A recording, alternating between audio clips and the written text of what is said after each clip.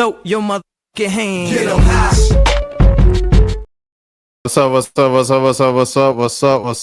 up, everybody? Welcome back to another edition of 1 a.m. I'm Rashad Milligan, joined here today by the boys. We are back in our virtual homes.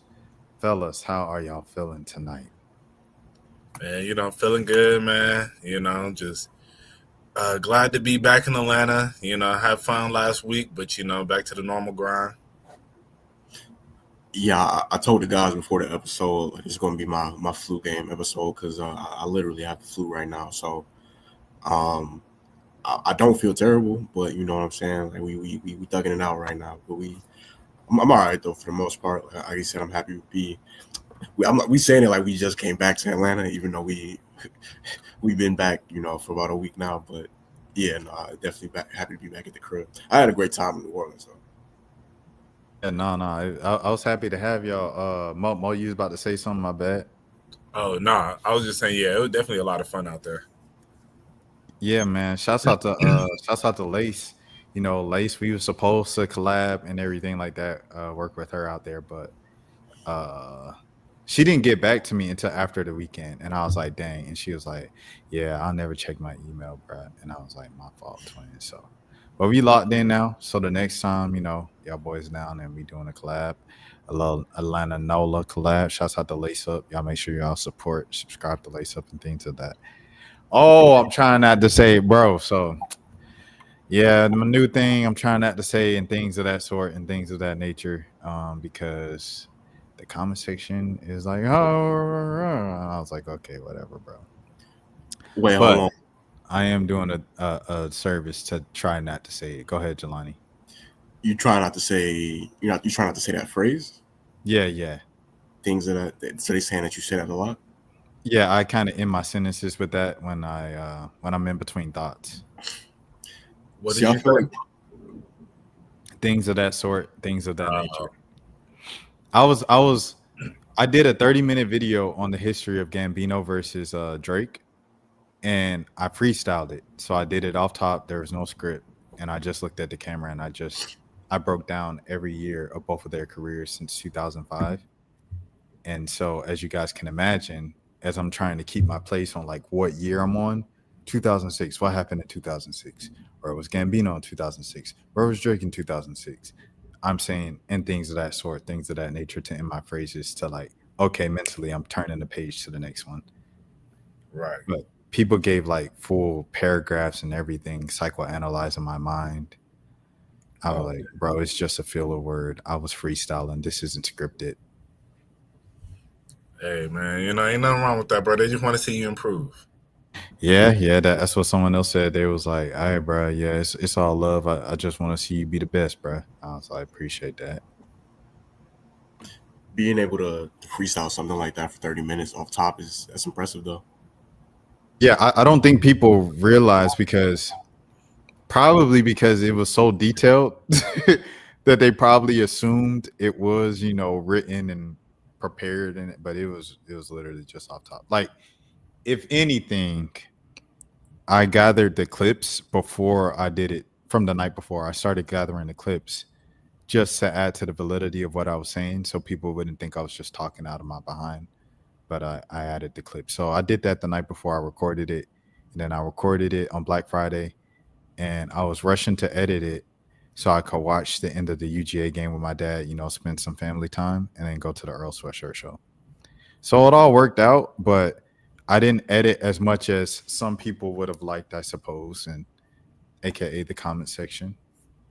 But other people saw past my filler words and was like, this is a solid video. I appreciate it. I subscribed. I was like, thank you. Right. I'm going to go watch the video after this episode. Yeah, appreciate that.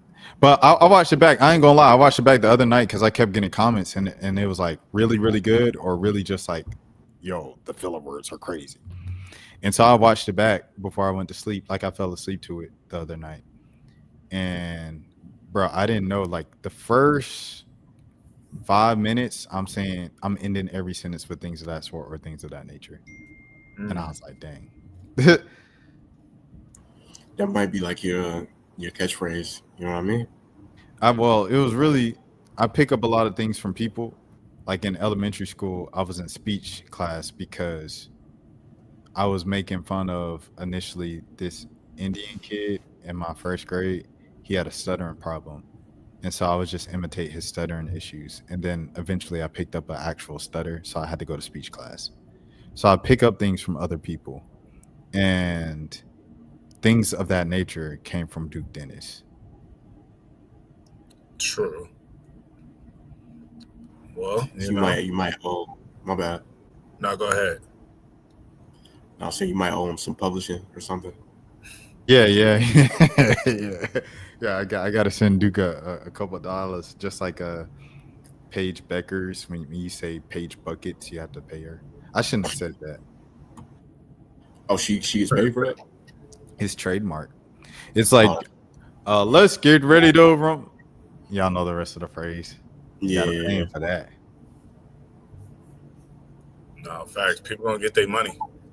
I actually interviewed Duke Dennis one time, and he said, I was like, Duke, how was the NFL, flag football game in New Orleans? And he was like, oh, it was great. It was always, and he said, and things of that. And then he just kind of looked at the camera. And he stopped there at that.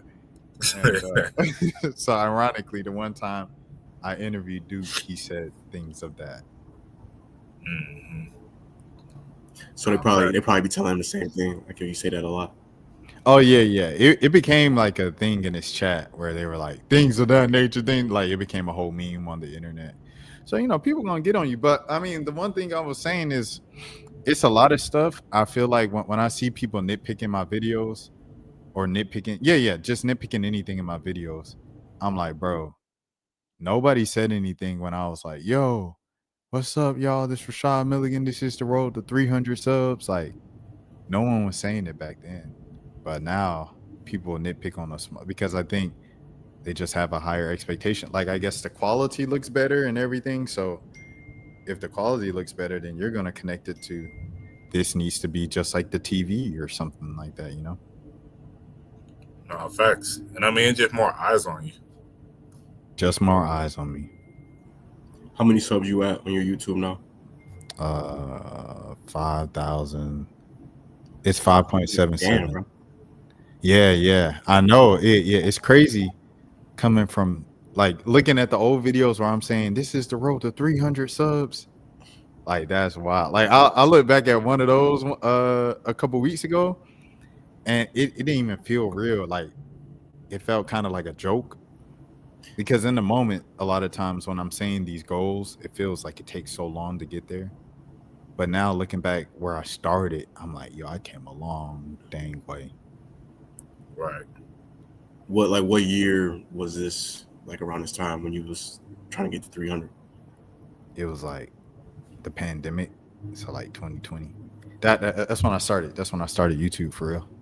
Okay. Yeah, I'm not. That just shows like the importance of the consistency. Because I know you upload, if not multiple times a day, at least once a day. Yeah, 100%. Yeah. So I used to. This is what happened. I had to break down the whole thing. I did consistently for 2020 and 2021. I came back to Atlanta, took my last job. My last job, as y'all know, was super busy. I was on the road all the time. I was always doing stuff, so I didn't have time to upload consistently. So from 2021 to like 2024, I didn't upload consistently. 2025, literally I just started back up YouTube for real in March. So ever since Lent, that's how I started back up. And ever since then, I probably picked up about 1,000 subs from that time. So yeah, it's starting to pick back up steam again. But like you said, it came from the consistency. So even though I started YouTube in 2020, I only been doing YouTube for real for like 2-3 years. Anybody that's aspiring to do like OnlyFans or anything like that, and it's not really popping like that right now, just follow my boy's approach. Smart consistency, man. Just try to put out a new scene every day. Mo, is that a good lob for the question of the week?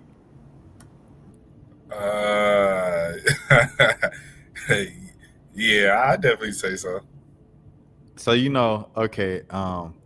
Full disclosure, I have some friends who are in SW, like that's the industry they're in, SW, and so I was texting one yesterday, and I literally called Mo in the middle of it, and I was just like, "Yo, I can't believe I really just be texting and then fill in the blank said SWer." And so he was like, "Yeah, man, it's pretty crazy." And we were just kind of going back and forth, and I was like, "I don't know how to respond to this and seem cool." And Mo was just like, "Man, just play, just be like, hey, da da da da da." It was small talk stuff. I said, "Okay, cool." And he said, "Would you do a scene with her if she asked?" So my question to you, Jelani, is if you had one of the top dogs in the game ask you to do a scene, are you doing it? Top dogs in the game is hilarious. Yeah, depending on who it is. See, this is the thing, is that like it sounds like a good idea because you're just looking at it like, yo, I'm getting to do my thing with whoever, you know what I'm saying, like whoever the model would be. But it's like you have to have like an actual. It's still it's a video, so like you still gotta have a certain level of performance. Like you can't just, you know what I'm saying, like you can't just be in there just going for yours. Like you gotta actually, it's a lot that goes into that. So I'll probably say yes, but like at the same time, I'll be realistic about it. Like I know that this just ain't it ain't just like some it ain't like a sneaky link. Like this, I gotta actual I gotta I gotta look good for the camera. So the hypothetical, I didn't know if you wanted to go, Mo. I was gonna give him the hypothetical that we came up with as well. Nah, you go ahead. So we came up with the hypothetical, and it was, say it's Violet Myers. Violet Myers, millions of followers on like Twitter. She has like what, 3 million on Twitter, or 2.65 or whatever it is on Twitter. If Violet Myers asks, "What are you doing?" knowing that she has 3 million followers. Yeah, I would say yes. I would just have to put my best meat forward, like hopefully, like I said, I've had some good games, I've had some bad games. I just gotta hope that I step on the court that day and I get my shots up and then go in the basket. You know what I mean? Like that's all you can do. Honey pack, bro. Low key, bro. I'm gonna see. I ain't trying to get too vulgar on here, bro. But it might do the trick. It might do the trick. It might do the trick. They got so much now, bro. They got the Blue Chews. They got the. They still got regular Viagra out here too. You used the honey pack before? I did it one time. It was okay. It was. I feel like it was mixed results. It wasn't like. I don't feel like it was any like more noticeable than before, but it wasn't. It was cool. Okay. Yeah. That was like a one-time thing though. Shout out to Young Low 1026. Young Low give you on them honey packs. Oh, brother. Oh, jeez. But yeah, man. I definitely Violet. I'm saying no, bro. I'm saying no. 3 million people.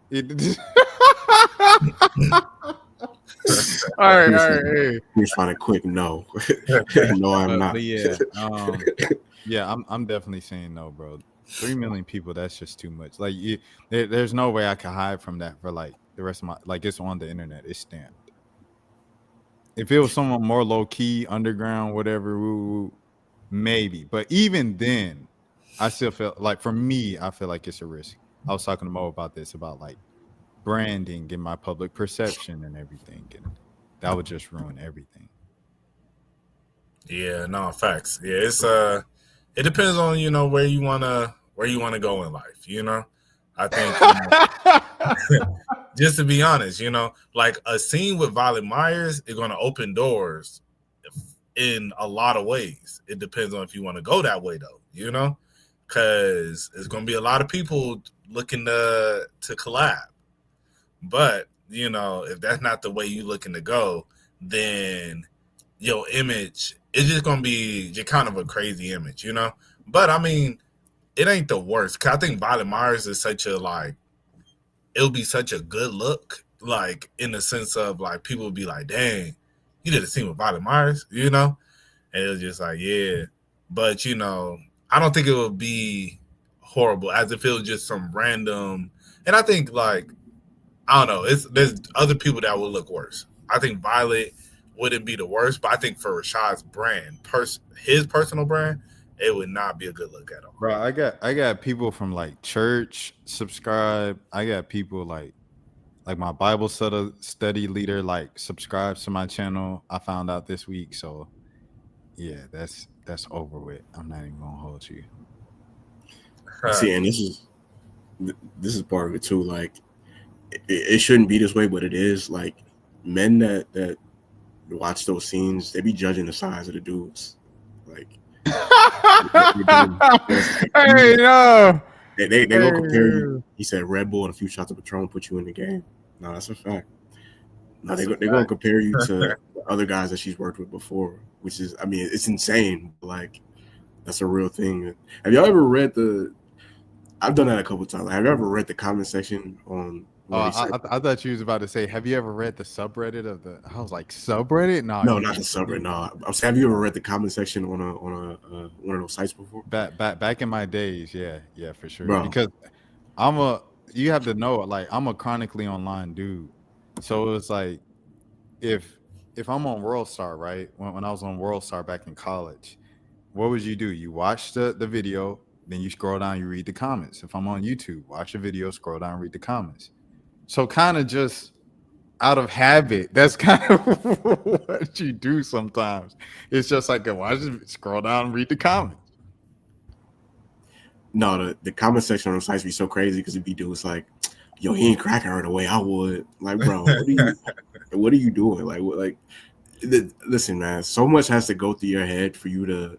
I can understand making an account sometimes, because sometimes it's like you have to make an account in order to look at the site. So I can understand making an account for the site, but like actually commenting on a video like that is so crazy to me. It's insane. It's insane. Go ahead, Mo. I was gonna say, yeah, like back in the day, I've definitely seen like some comments, but it'd always be something crazy that just make me just be like, yeah, I'm gonna go away from this. Cause I don't know, people be, as you said, they be saying some wild stuff on there, bro.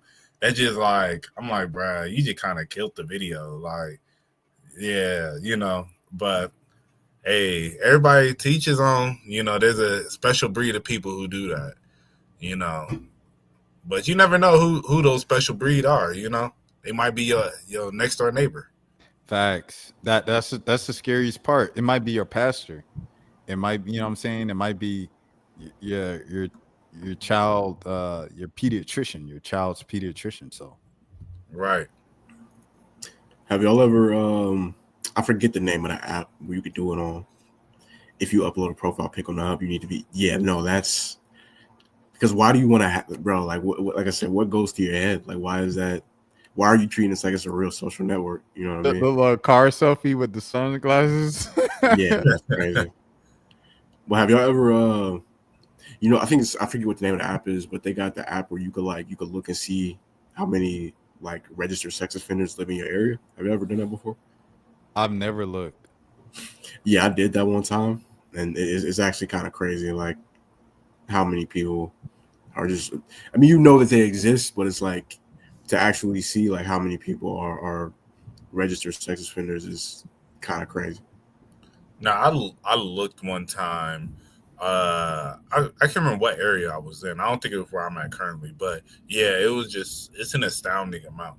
But I will say, not to get people like any bail, but to become a sex offender, you have to. It's like SO. An SO. It is so many different. It's so many things that fit under that criteria. So not always you would think like, I think everybody's first mind goes to like SA or, grape or, like PDF, but it's just like, it's a lot of little stuff. Like, let's say you was 18, you're dating a girl that was 17, you sent her a pic, now you're on that list forever. So I don't think you can be on the list for that. Yeah, you can, because you're technically she's a minor. But actually in Georgia, I think. Yeah. Not in some states. Yeah. Yeah, so it depends on the state and the criteria, you know. So like, let's say you're a junior, I mean, you're a senior in high school dating a sophomore, which ain't crazy, you know, but that's just like, and your girlfriend is a certain age or whatever, and you know, it'd be like stuff like that. But so that's why it's so many. That's why. That's all I'm saying. I was just like, that's why. Nah. I ain't even gonna lie, cause like in Georgia, if it's like an age gap thing like that, it has to be something extreme. It can't be like the usual like senior and a sophomore, because the senior would be 18, right? And then the sophomore would be like 15, 16. Like in Georgia, the age of consent is 15. Nah, because I remember when we went to Boys State, bro? Right. Do you remember that like they had somebody come up there and they had a class or like at one of the seminars, and they was talking about it, like if you send like an underage girl or you have an underage girl's like nudes or something, then you're going like, and you get caught with it, like let's say her mom finds out that she was sending it or whatever, and like they want to report you, like you, like that's how that goes. But you, so if you 18 and a 17-year-old was doing so, you would be on the list? I don't know if it's 17. I don't know about 17. But I do remember it was like they emphasized like it's very easy to get caught up in that, because if she's underage, then it is like it's just minor. I just know that, you know, like we were talking about, the age in Georgia is 15. So if you're 18 and the person is 15, that is Giancarlo Wilson, everything like that. Like that is legal. However, I know you can be on the list for pettier crimes like peeing, or I didn't know how to say it. The age of consent is 16 in Georgia. Georgia, okay, 16. But using the restroom in public, if a cop sees you using the restroom in public as a man, you can get on the list. Like those are the petty crimes that can get you on the list and stuff like that. But I think that the stuff like if you're a senior with a sophomore and they were doing that, I don't know if that can necessarily, because like we said, 16 and 18. Now, if the pulse was 15 and you 18, you shouldn't be with no 15-year-old. But I mean, like we're saying senior, sophomore. It's like, let's say I was a late, like my birthday was always later. So let's say like if a girl had a birthday like mine in April, she's a sophomore and she don't turn 16 until April. And you 18? And then like and then a senior turns 18 in August. That's still a senior and a sophomore, bro. That's what I'm saying. Hold on. All right. So say the person turning 16 in April. What month of the year is it? I mean, but that's what I'm saying. It's like, if, like as I said, like I didn't turn 16 as a sophomore until April of our sophomore year. The end of the year. So until the very end of the year. So if I was to date a senior, most people that I know, they had, like, let's say hypothetically their birthday was like August. If their birthday is August, September, and then they turned 18 in like August, and you're still dating, it's like that's still the same gap, bro. That's still a sophomore and a senior. You're not out of pocket. The senior out of pocket, bro. Bro, that we saying that now. Jelani. The senior out of pocket, right? All right. And you can't, and you because hold on. And you cannot bring, because that was 17. That person was 17, bro. So it's not the same thing as 15. I wasn't fit to bring that up at all. No, I'm just saying. I'm bringing it up just to say it. That person was 17, not 15. So Jelani, if the girl is 15 and she's a sophomore, as a senior, should you even be looking the 15 and be like, oh, she turned 16 in April? Bro, what do you say, bro? You shouldn't even be looking that way. But I'm going to let you answer, Jelani. I mean, hypothetically, yeah. But, like, we do have to – it's a slippery slope, bro. Like, I know when we was in high school, it definitely wasn't – That was the thing, bro. Let's not, like – When I was a senior – I couldn't think of no sophomores, bro, that I was going for, bro. I mean, that's you personally, bro. You know how many, bro? We literally talked about me and you, a girl that you had a major crush on that was a year younger than you, that dated a dude that was a year older than you. Remember Give me one. an initial or something. Bruh, she was in band with us, bro. Oh my Yeah. dog. Yeah, that's Hey, what I'm shouts saying. out to my dog, man. You know, got But the law like, degree, bro, everything she like was- that. You know, doing She it was big, a freshman. attorney. Bro, don't. Yeah, so you saying too much. But but like, she was a freshman, and then you know she dated the junior. Like, Yeah. And, Yeah. like, bruh. I thought that was weird back then. I ain't no, and gonna like lie. I'm like, yeah, like we may have thought that way, but I'm like, we may have been like, dang, why you want to date her? But at the same time, it was like, it wasn't that like crazy looking. And we wasn't just like, bruh, like, man, buddy, buddy, a PDF. Like, Yeah, we wasn't saying that, but we was looking like there's an age gap. yeah, bruh, think about old girl that was the finest girl in our class. Bruh, how many dudes that was seniors was messing with her at all ages? Bro, when she was a freshman, when she was a sophomore, like, Those niggas in college. What do you mean? Bruh, that's what I'm we said, saying. like we said, It was the former grown men messing with number her. one receiver for the Dallas Cowboys was in her DMs when we were in math class. Yeah, so that's what I'm saying. It's like, but Des Bryant is said receiver, by the way. yeah, so like, realistically, like even like Des Bryant, they never. Well, I don't know if anything ever happened with that, but I know like the guys that we know she dated, there was guys who were seniors that she dated that I remember vividly when we was like sophomores, and like nobody batted an eye, bro. And like I don't know when her birthday is, but it's like there's a good chance she was 15 and Buddy was probably 18, like, and or whoever they were. And that's what I'm saying. It's like we can have that revisionist history because it sounds crazy, especially now that we're older. But I'm like, when you're in the midst of it in high school, that's why a situation like that, to like a parent, like if my daughter's 15 and then she dating a senior, and then it's like he 18, that's when they get caught up, because it's like, yo, you sending this to this 18-year-old grown boy, but then in the midst of her in school, it don't seem crazy because nobody's thinking about it like that.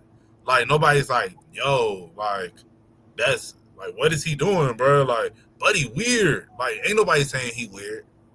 So that's what I'm saying. Like, I'm not saying it's like we should condone it, and as we get older, of course, we're gonna look at it differently. But let's look at it from a realistic view of how we saw it when we was in high school. You know? And that's how My bad. Oh, I didn't mean to cut you off. My bad, bro. no, you good. You know what I'm saying? I'll be fully transparent, but it's different for me though, because I graduated when I was 17, so I was never 18 in high school. And I was 16 at the beginning of my senior year. So like I did mess with a freshman, but I was 16 and she was 14. It wasn't like that. Yeah, it wasn't like that don't even count. Yeah, that's what I'm saying. It wasn't like I was now. If I was 18 and she was 14, that would have been some crazy shit. Like, but even with her being a freshman, I did feel kind of like, I don't really, you know what I'm saying? Like, Because you were thinking psychologically. It was just like we could never like actually be anything. Like I'm not about to be walking through those halls as a senior holding the hands of a freshman. Like it's kind of a crazy look, you know. So even you knew that back then is what I'm saying. Like even though we don't have the same, I feel like the standards really change if we keeping it a buck. We're not like us. So it's like, but before then, we still had like a thing in our minds of like what was right, what was wrong, what felt a little off, what felt a little weird. We knew back then. I will say I felt like two grades younger wasn't crazy. I personally wasn't looking for no girls when I was a senior. That was sophomores. Like, but 2 grades younger, we wasn't completely like, bro, Buddy wilding, But I think below that, that's when it started kind of being weird, and that's why Buddy, who was on Catfish. I was literally about to say him, bro. Now his situation was different because he messed with like freshmen exclusively as a senior, and that's when everybody's like, all right, Buddy weird. But hey, what was he? Old girl that was in band that played the flute, right? You know who I'm talking about? That was in middle school. I was going to say they said he was messing with a middle schooler. That's what I remember. Remember, let me see if I could give her her name. It ended with Alina. Oh, she played flute. Wait, hold on. Are you talking about like she had the Hispanic girl? Yeah. Yeah, that, and she had like brothers and sisters that went to school with her. Yeah. Yeah, what about her? But yeah, I think he might have been, with that's why we're not using names. But I think he might have even been linked to her at some point. I don't know though. I might be nah, because he was like, she was. If you're, hold on, I'm about to put it in the chat. I definitely remember. Oh, keep going. I definitely remember hearing rumors when we was in high school that when he was a senior, he was messing with. They said that he used to be at the skating rink where the middle schoolers used to be at, and he'd be out there getting numbers and stuff like that's that. Crazy. Yeah, so I didn't know the full extent of what he had going on. But the girl that you talking about, Rashad, she was in 8th grade when we were seniors. So, okay. Yeah, but there was somebody. I actually was finna bring that up with that. There was somebody who was kind of linked to her, like, because I was close with her. I was close with her family. But there was somebody within our friend group that was kind of linked to her during that time. That was, yeah. Oh, the dude that was our homeboy. Hey, I ain't gonna lie. I felt like that's on us, as you know what I'm saying. Like, we said something, but like maybe we didn't do enough of, you know what I'm saying? Like, you know how you really supposed to, that boy Usher in the building at the Hawks game, but maybe you supposed to all the way kind of, you know what I'm saying? Oh, I'm disassociating with you, you know, make a whole tweet thread. Hey, I no longer affiliate with that thing. Well, I mean, because it wasn't like they didn't actually, I don't think they actually did anything, but it was just kind of like, yeah, we definitely was just like, bro, it's weird. And he was just like, nah, I ain't even like that. And she was like that too. So we was like, well, I guess but it wasn't. she can't, you know, the younger ones can never speak for themselves because their brain not even fully developed. Like, that's why it's considered wrong, because your brain isn't fully developed. Yeah, y'all seen that 22-year-old teacher in Florida that got arrested? Bro, which one? I see one. The latest one, she in Florida, she is 22. That's sick, bro. Like, I think I ain't even gonna lie. Like, I was probably going to, I'm gonna keep it 100% transparent. I was with a lot of the internet comments probably when I was like maybe like college age, right? 21, not even 21, but 20, 19, 18, of being like, dang, where were these young teachers when I was in school? But now that I'm like older, I'm just like, yo, that's sick on the teacher's part. Like, that's sick, bro. You cannot justify that. Yeah, I'm gonna be real. Mm-hmm. No, I'm gonna be real. This might be like a little controversial, but I low key feel like if you're under the age of like 23, 24, you probably shouldn't be able to teach high school. Like, obviously, I would say most teachers are able to control. I think most teachers are able to control themselves. Like, most teachers are not predators. You know what I'm saying? I'm not trying to say that all teachers are predators, or even a good amount. But it's just like, I just feel like at that age, like, I remember when I was in high school, right? My senior year, I had to go back. I had to take in order to graduate on time, I had to take a freshman science class. Like, just a class I failed in 9th grade. I had to take it over or whatever. And one of the teachers, we were class of 2013. The teacher had just got hired. She was class of 2009. And I just remember thinking, like, we too close in age for you to be my teacher right now. Like, you shouldn't, like, you graduated high school the year before I started high school. Like, we low-key peers, bro. Like, it just felt kind of weird to me. I do feel like that would stop a lot, though. But then again, it'd be older teachers. It'd be teachers in their 30s doing stuff like this too, 40s, 50s. So who knows? Yeah, no, I feel you on that. It definitely be I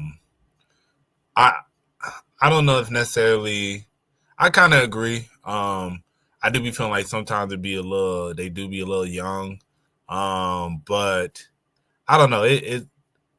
It's a weird thing, you know, and I feel like 'cause there are some people who know how to control themselves and they can they develop into great teachers. They can really relate with the kids because of the closeness in the age. But then there are a lot of teachers that are like this that are crazy, you know, that I don't know why, because there's so many, and I don't know, maybe because there's more phones these days, you know, maybe these kids just look more grown, so that's why these teachers be wanting to try these kids up these days. I don't know, but yeah, I see so many stories like this all the time, and it'd be crazy because all the like. Your audio cut out. Okay, you came back. But I was saying, yeah, she's a cute girl, so it's like you could find somebody your age, you know, like you. But I don't know. I don't know what the parents these kids not kids, but what the teacher be thinking, man. I had a very red pill response to that. Okay. All right, so I think since I put out the disclaimer that the take is red pill, should cover me a bit. I don't know if it works like that. That's like being like, yo, I'm about to say something racist, and then you say it. Like, I don't know if I don't know if that gives you cover. Well, Father, forgive me, first of all. And this is like, I got a podcast mic in front of me. We on a podcast. Like, this is, I'm literally the meme that people talk about. You a grown man on a podcast talking about women. All right. All right, I'm gonna say it. I'm gonna just say, since we potting. I think you said, Mo, how could a woman that, you know what I'm saying, is cute and has people her age attracted to her resort to her students and like catering to her students and things of that sort inappropriately? I said things of that sort just now. I think a part of it is just like the woman's need to fulfill the male gaze. That's not every woman, not generalizing women, but there's some women who love the validation. They love the feeling of knowing that they are, you know, someone looks up to them like this and they're just like the greatest thing in the world to them. She knows that she's viewed as the hot teacher by said student, and he probably shoots his shot and says something flirty every day. And just like, if you remember, there was a situation after we were in high school where this one dude was thirsting over one of our classmates. She wasn't in our class. She was a year younger than us. Y'all remember this? And he was always thirsting over her. And then so one time on Snapchat, as a quote unquote joke, she sent him something that was just 1 second, so it will disappear. And he'd be like, oh no, it's gone forever. And dude that thirsted over her as a joke on social media all the time screenshotted it, and the picture went everywhere among our community. Now, do you know what I'm talking about? No. Yeah, I was there. I told you I was there when it got sent. I literally okay. was right there. So you guys remember it now. She did that, whether or not it was a joke or not, because she knew at the time how desperate and how much he wanted her. And some women, they love the attention of knowing that a dude will worship in the ground they walk on and kiss the ground they walk on and just look up to them as his holier than thou figure. And so they kind of just relish in that, and they play into it a little too much. And sometimes you can get lost in the sauce. And I think that's why a teacher like this, who, like you said, a lot of 22-year-olds and up will find attractive, would cater to the little 13-year-old boy in a class that's always like, Miss Rodriguez, you're so hot, Miss Rodriguez, whatever the case might be, right? Oh, that was it? That was it. No, I mean, I don't think you're far off with that thought, because I mean, as you said, I think it is probably the kid probably, as you said, like, is thirsting over her. She feels, you know, and probably, you know, a lot of these girls probably in, I don't know what towns they be in. You know, you might be and come from like abusive relationships or, you know, toxic relationships. So any type of attention, you know, it gets misconstrued, and now you got this young kid giving you attention that that maybe like, you know, an ex wasn't really giving you, and they're showing appreciation for you, stuff like that. So that's maybe where it comes from. And so I could definitely see that. That would actually make a lot of sense because, as I said, coming from a lot of people, they're used to such toxic relationships already. So when somebody is just, you know, this little kid don't know nothing, and you know he hasn't really developed a true toxicity yet, you know. So like, so he still like is being a gentleman, you know, because he's thinking that's what he needs to do, and like probably, you know, sending like good morning, Miss, you know, Miss what's her name, Miss Also we need to say this, Mo. We need to say this to all the youngins watching, right? Mm-hmm. Youngins, continue to be polite, continue to be gentlemen, because it might not go for the woman that you initially wanted, but it'll go for the right woman. And at the end of the day, the toxic woman, the woman that you want, the IG baddie, she might be the one that you want, right? And she might be, oh, I don't like all that politeness. You too nice, did it that. But the one that will go for it, that wanted and truly wanted everything like that, that's gonna be the quality woman that you want, regardless. So just be nice and be yourself and all the things that you were raised to do. Don't change because you know the toxic is gonna get the cookie. Because the cookie ain't always sweet. Go ahead, Mo. I'll say to that, like, remain a gentleman, but always keep the relationship exciting, because that's why girls like toxicity, because it's like it keeps things interesting. And like when you're too cookie cutter, too nice, too just like I'll do anything for you, you know, like they get bored, and then that's what ends up leading them to cheat. And it's like if you start getting too routine, getting too like stuff like that. Like, so find other ways in the relationship to keep things exciting. And I think that's where a lot of guys forget.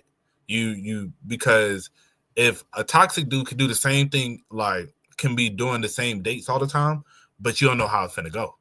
You know? It's like maybe you maybe you go through my phone this time and we might smack me upside the head with a biscuit.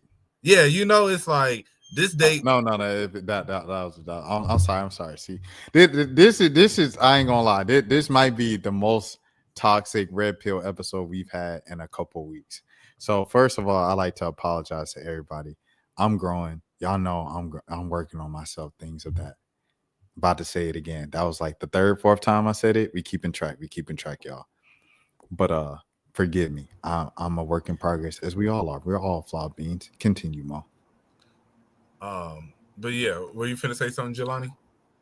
Yeah, I just want to make it clear, like we separating. I just want to separate this teacher from like the later points that we made, because it almost sounds like we giving like the young men advice on how to raise their teacher, and we definitely want to be clear, like we don't condone teachers sleeping with students in any sort of capacity. Yeah, no, this is nor do we excuse. Yeah, we don't. Even if her man was cheating or she wasn't getting no attention, like she's a creep, she deserves whatever she has coming to her. Yeah, I just want to make that clear for anybody watching. Just don't get us misconstrued. We're not making no excuses for this lady at all. Nah, facts. But as I said, like for real, like I genuinely feel that's where a lot of men go wrong, where it's like you being a nice guy, you feel like I'm doing, you know, all the stereotypical stuff that, you know, a gentleman's supposed to do.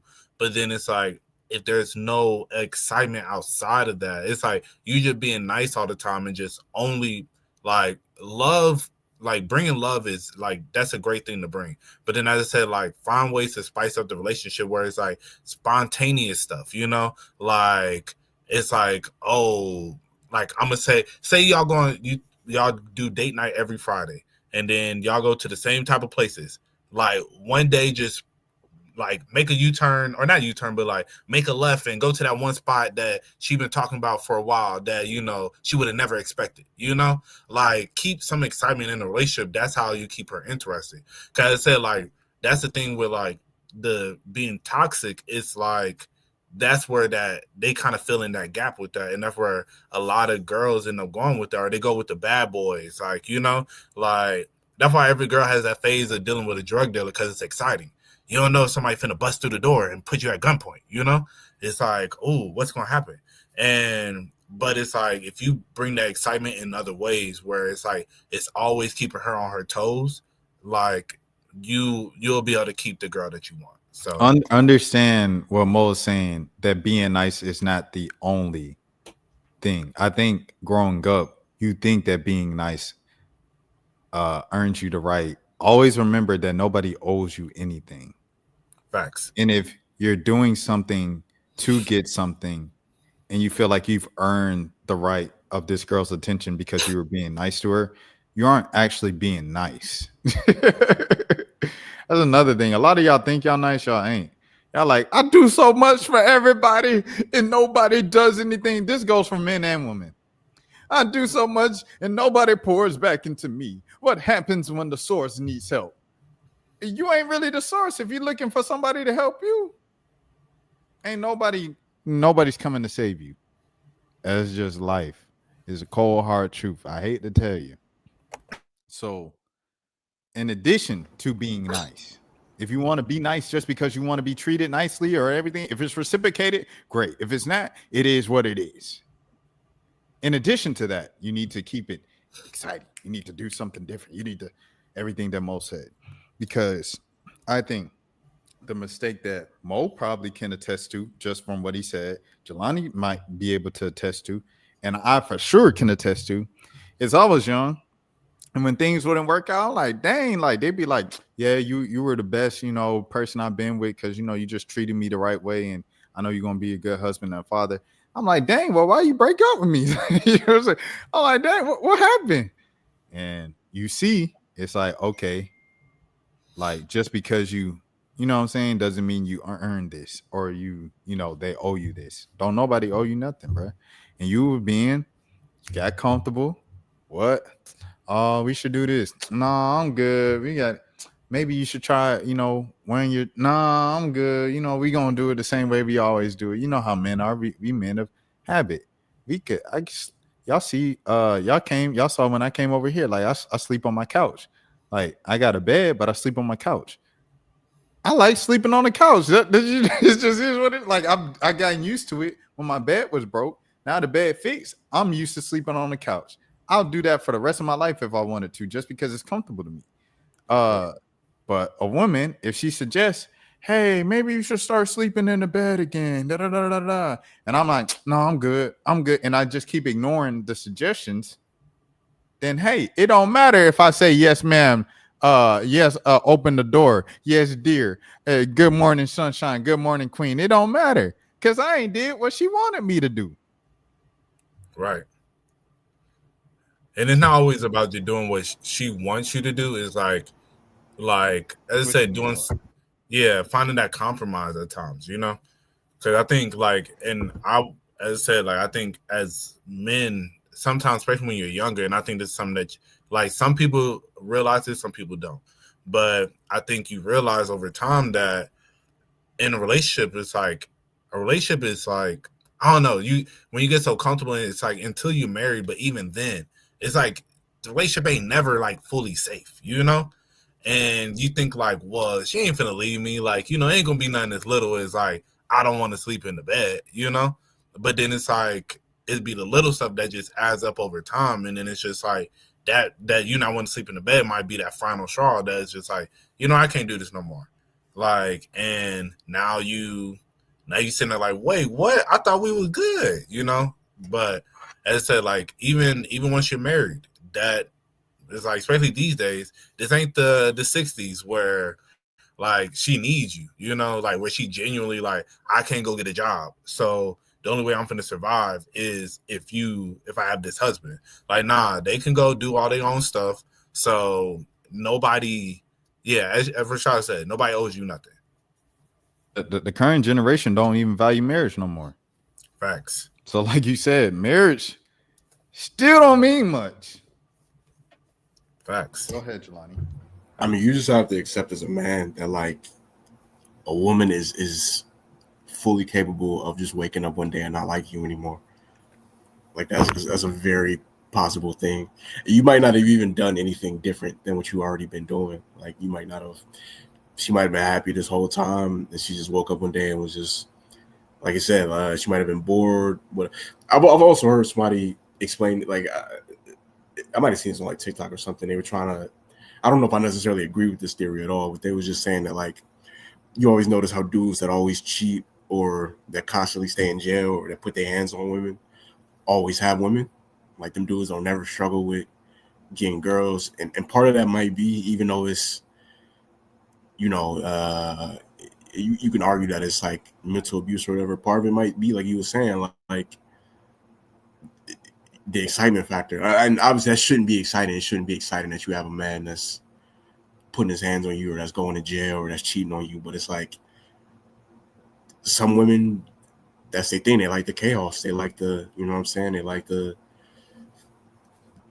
I don't know what word I should use for it, but yeah, I'm saying to say that, like, and men too, Oh yeah, some men definitely like toxic women. Some men definitely like women that's argumentative and violent, and that's probably honestly on both sides comes down to like mommy and daddy issues, if we're being honest. But yeah, like some like I was saying, like I've had it happen, bro. I've had women where it was like, I literally just had this happen recently. Like it was a girl that we struck it off, everything was cool. We was talking on the phone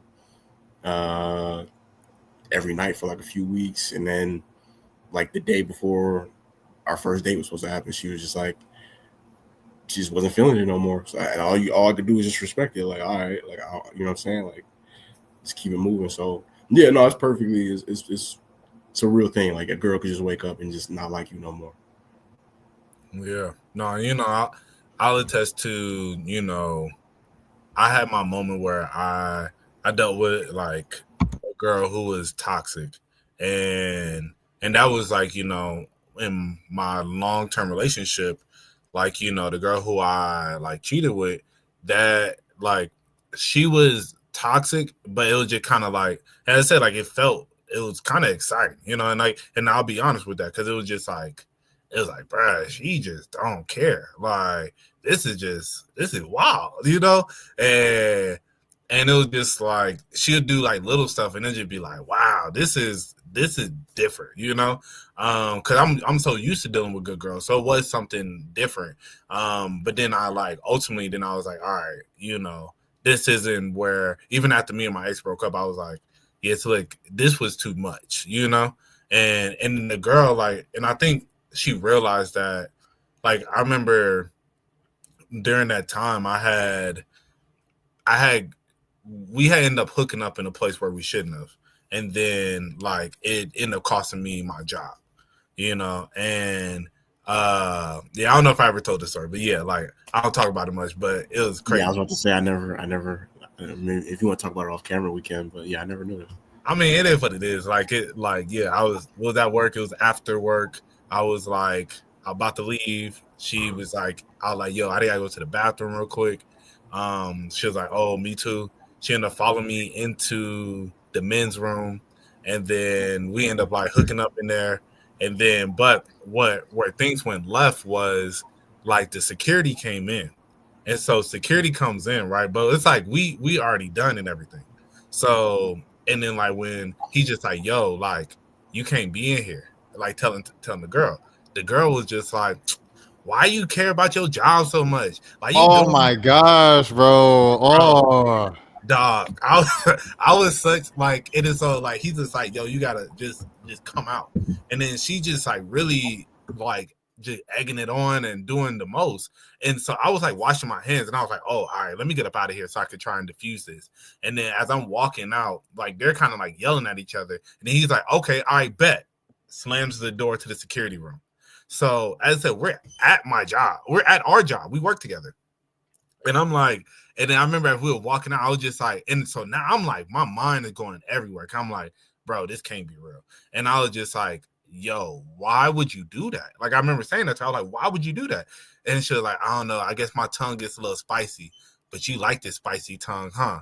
I was like, oh my no, god! when she said that, I was like, this can't be real right now, bro. She did not just really like what the, and I was like, no, like, bro, we work here, like, and I was just so turned off from that moment. I was like, yeah, so like this is too much. But it's like, shoot, this is what I got myself into. I got myself into the toxic stuff, when dealing with girl. It was exciting up to this point, where it was just like she always liked to push the boundary just a little bit, and we're not, just a little bit, and then I'll be like, all right, I'll kind of, all right, whatever. But this was like the final straw where I was like, all right, this is too much. This is just way too much.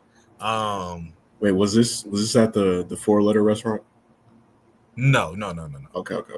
Nah, yeah. Oh boy. That was this was right before that. And it was crazy. The day that happened, the day that, because then like security told the people, and then like the next day I got suspended, and then they were like, we're gonna let you know what we're gonna do from there. Because it was like the place was owned by a bigger corporation. So if it was just HR of that place, they were like, yo, we would kind of overlook this, but this is now a corporate thing, like that some dude in Florida had to overlook the situation, but regardless, the day that the next day when I got suspended, I got an email from the 4-letter place, and they were like, you've been hired. And I was like, look at God. Yeah, look at God. Look at God. It's crazy. Not for real, bro. Because the place I was working at that time, bro, when I did all this, it was just so like, that was like the most toxic just work environment I ever worked in, bro. Like, it sounds like it. Yeah, because it's like, bro, everybody knew, like at the time, everybody knew I had a girl, but then everybody knew that me and this girl was like doing our thing. And it was even to the point where like another dude tried to talk to her, and then they were like, yo, that's Maurice's girl. And I'm like, I was like, fam, like, I can't be talking like that. Yeah, I was like, bro, like I know, like if she want to go do that, But yeah, it was just crazy. It was crazy. But bro, like I knew, like they'll find like bags of cocaine in like the little closet area and stuff. It'll just be madness, bro. It was fun. It was very fun working there. And like I'm still friends with some of the people who I worked there with, but it's just like being there, wild place. But moral of the story is, like you follow into the toxic stuff, and it can be exciting at times until it gets to a point. So yeah, I get it. Yeah, I've done stuff at work. Excuse me, I got the hiccups. Yo, having the hiccups as a grown man is like wild embarrassing. Super embarrassing. Yeah, no. I mean, I've done stuff at work, but like I've never fully went all the way. Like I've definitely had interactions that was inappropriate. But this is also at a damn, I hate this shit. Hold your breath, bro. Yeah, bro, I'm trying. This is also at FedEx warehouse, which anybody that's worked at a FedEx warehouse will tell you. One of the most unprofessional settings, just unsafe, unprofessional. So I probably couldn't have got away with that at a real like professional job. Yeah. The most I've ever done at my place of employment, I think I was like, I started kind of like kickboxing. This girl was like kickboxing me at work because we was arguing. I don't even know what we were arguing about, but we ended up standing up and like yelling at each other's face. And then she just started like kicking me and then start like hitting me. And then I'm like blocking the punches and the kicks. And so like we kind of all out low key fighting right now in the office. And that was probably the craziest thing that I've done in the place of work. Yeah, that is pretty wild. That almost sent you to jail. Man, what? Was y'all like really going hard on each other? Yeah, for yeah. Yeah, for a few seconds, I say probably about 15, 30 seconds. Yeah, it was like a real tight.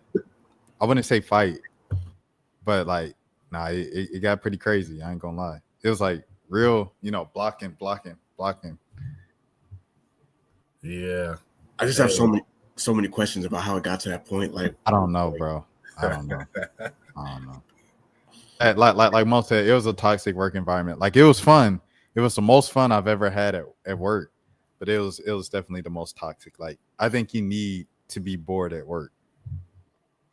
If you're not a little bored at work, it might be a problem, bro.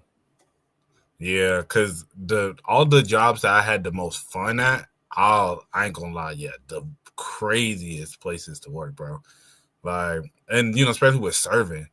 So it's just like, yeah. I remember those like when I used to work at this one place in Sandy Springs. It was like right after COVID.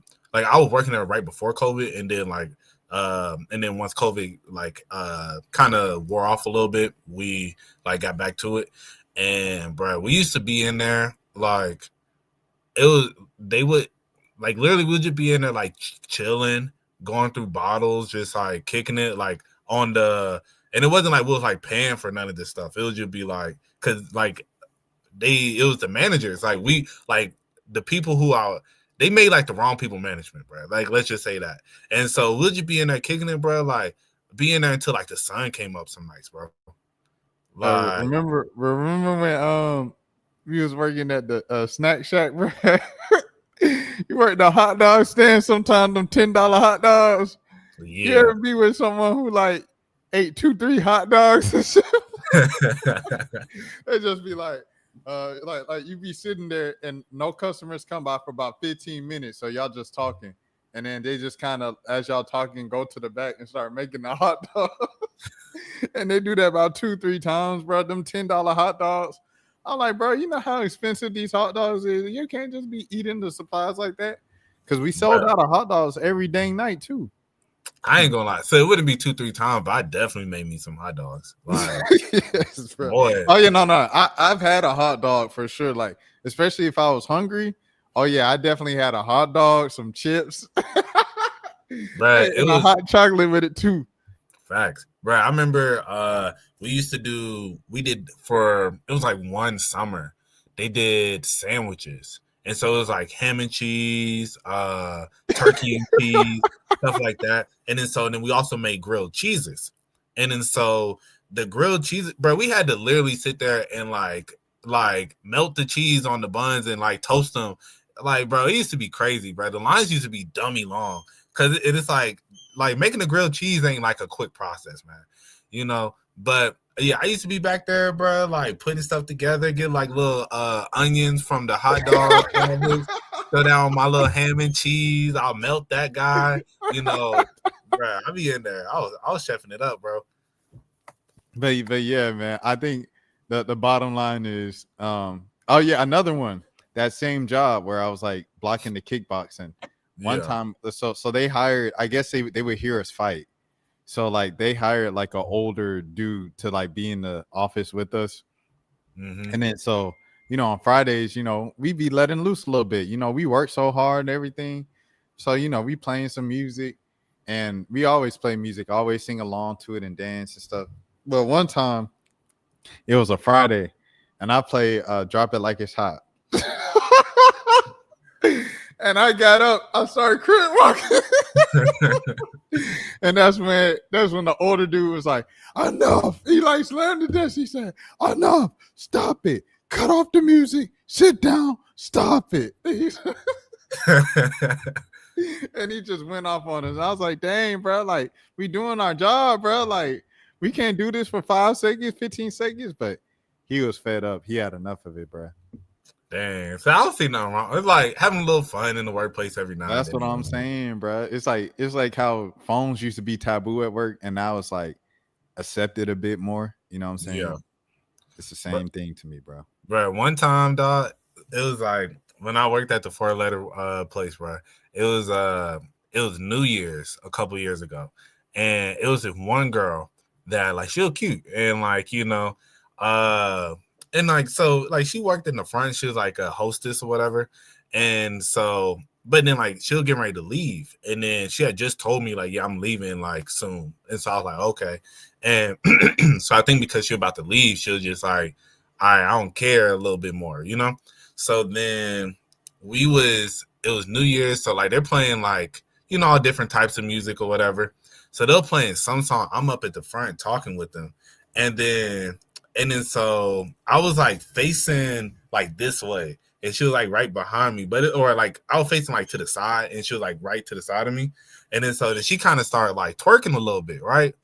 So she started kind of at the restaurant, right? Yeah, like bro, New Year's, like yeah, I ain't gonna lie, I might go up there for New Year's this year, bro, because like we had like mad fun in there, but yeah, but so she kind of like twerking a little bit, and then so as I said, I started kind of feeling the vibes from her, like the days leading up, and then she started twerking, so I'm like, well, shoot, I turned and try to catch it, and bro, she turned, she was like, you wasn't supposed to turn, like it was like, oh, my bad, I misread the vibes, I thought you would throw it in for me to catch it. I'm sorry. I'm so sorry. And like I just laughed. I was like, my bad. And I was like, let me go check on my tables. That's so awkward. Nah, my boy was in the movie, bro. He had the music playing, everything was in slow motion. He had rest in peace, D'Angelo, man. Rest in peace, D'Angelo, man. Right. At least it wasn't like crazy awkward. She wasn't like mad. She was just like, you wasn't supposed to turn. I was like, oh, my bad. Shoot. She was just like, you got a little lost in the movie, like wake up from the dream, bro. Yeah, I'm like, yo, like, hey, because especially in like the serving industry, a lot of the guys around there, they're part of the the alphabet. So it's like, I'm like, bro, I'm a straight male. You can't play with me. Like, I'm gonna keep it a buck with you. Like, like it's certain things that, hey, like they gonna go for it that I'm not. But yeah. Y'all think, Jelani, before you go, y'all think dudes be like faking it? They be fake rainbow? Yeah. I don't know about faking it. I think it's some dudes who might say that they are strictly one way. Yes, I was gonna say something else, but yeah, strictly one way, but they're not 100% that way. Like they got a little bit of, let's say they might be 75% in the boys. They still got that 25% where they are attracted to women. So it's like, I wouldn't care about my girl having a gay friend at all.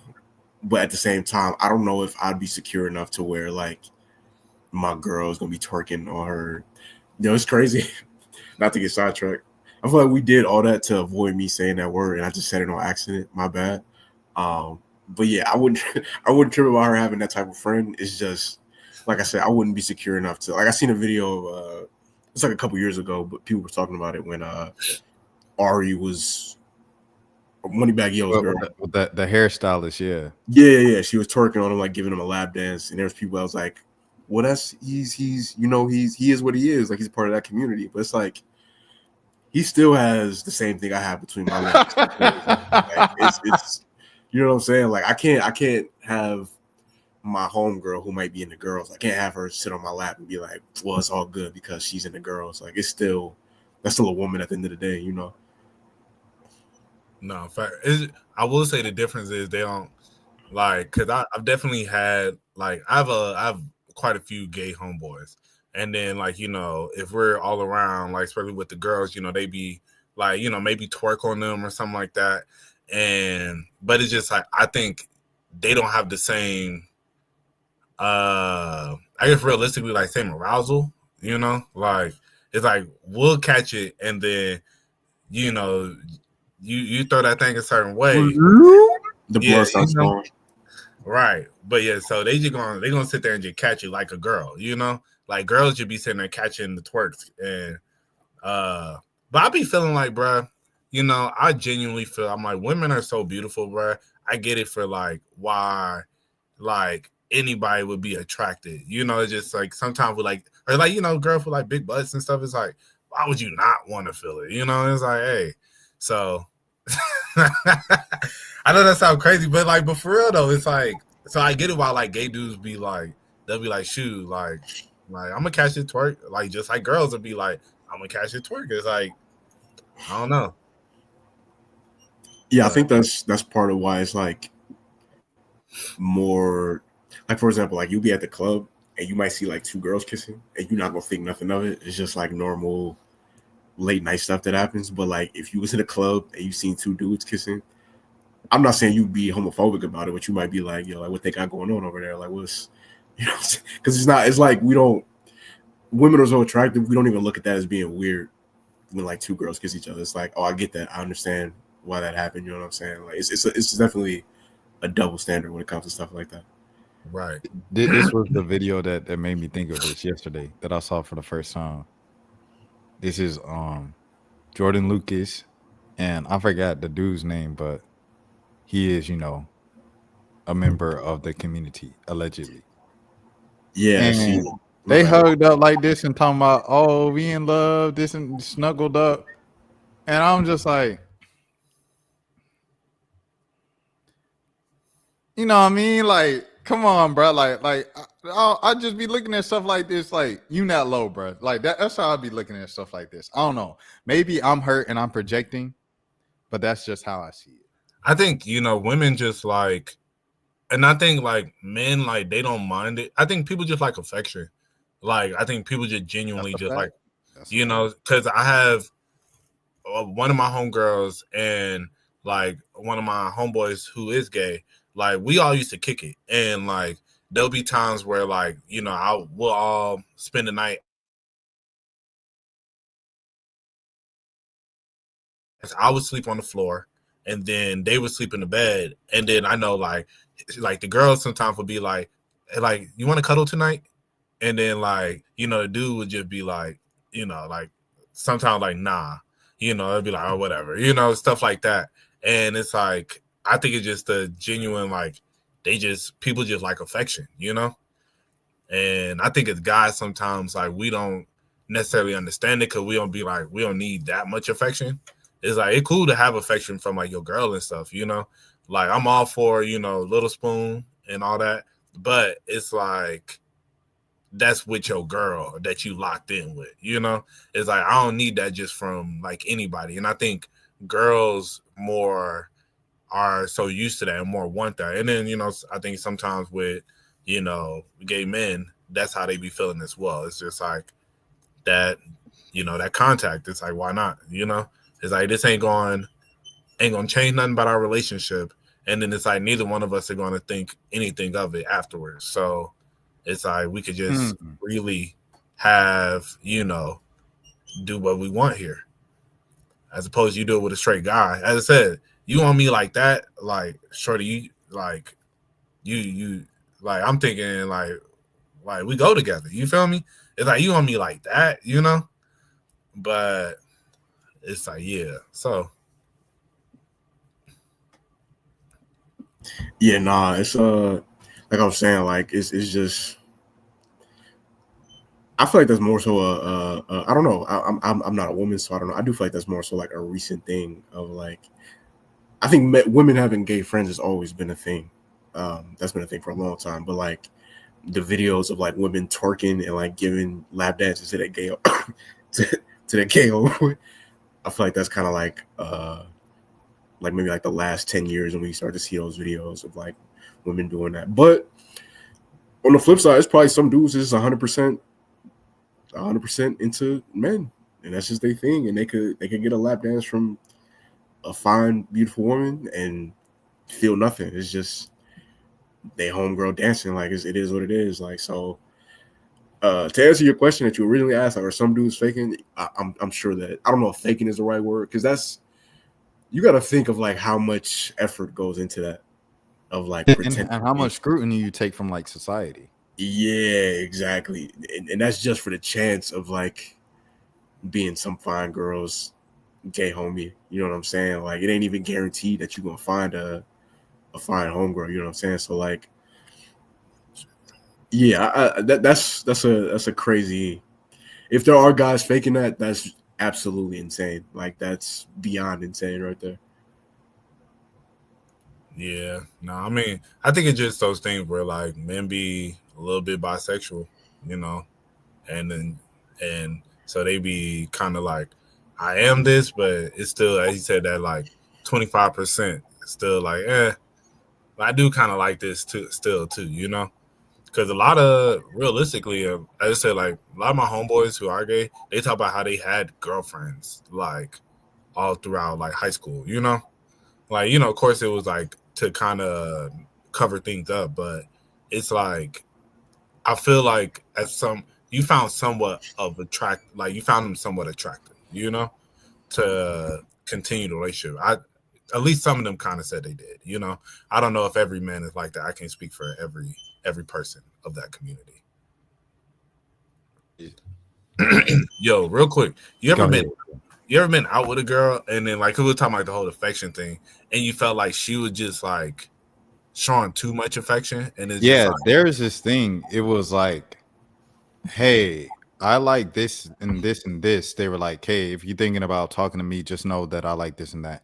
And the other stuff, I was like, okay, I understand. I deal with it. You know, some people have needs. And then the thing that was like, I like a lot of PDA. I was like, whoa there, buddy. Like, I'm not a PDA person at all, bro. Like, I'm not even gonna hold you. I'm just not. It makes me uncomfortable. yeah, I'm not a big PDA person either. Never, like I've had my moments, you know, but it's like for the most part, I don't really indulge in it too much. I remember there was at one time though, like in particular, I went out and I met this girl. Like was at the bar. It was like me, Don, and Mike, and you know we just kicking it. We end up like meeting these three girls, and then like so then from there it's like we start talking and we go to like the next spot together, and then we go to like the next spot together, and then like now we're at this after hour spot, right? And so the girl who I was like kicking it with, it was just like you know, like she wasn't really looking for much, like for me to buy her stuff. So I was like, okay, like she cool, I kind of rock with her. But then it was just like when we like by the time we got to like the third spot, it was like she like holding my hand, and I was like, okay, all right, this is interesting for a girl I just met like 3 hours ago, you know. And then like we was at the after hours, and then like I'm sitting on the couch, but I'm on the top part of the couch. She comes and like sits in between my legs, and then like not only that, but it's just like have my like holding my hand, like got my hand like over her, like you know, like we booed up like for real. And like she like holding on to my hand, like and not even just holding my hand, she like kind of rubbing my hand too, you know. And I was just like, this is just a lot, like the girl was like a cute girl. Wasn't like I was like, oh, like nah, this ain't a good look. Like nah, it was like she was a very attractive girl and everything, but it was just like it was just weird. I was like, what's going on here? Like I don't know.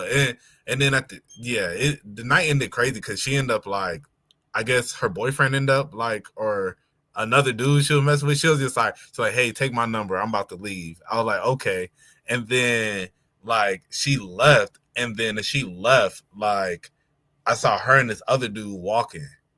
And so she like, did all that and left with somebody else?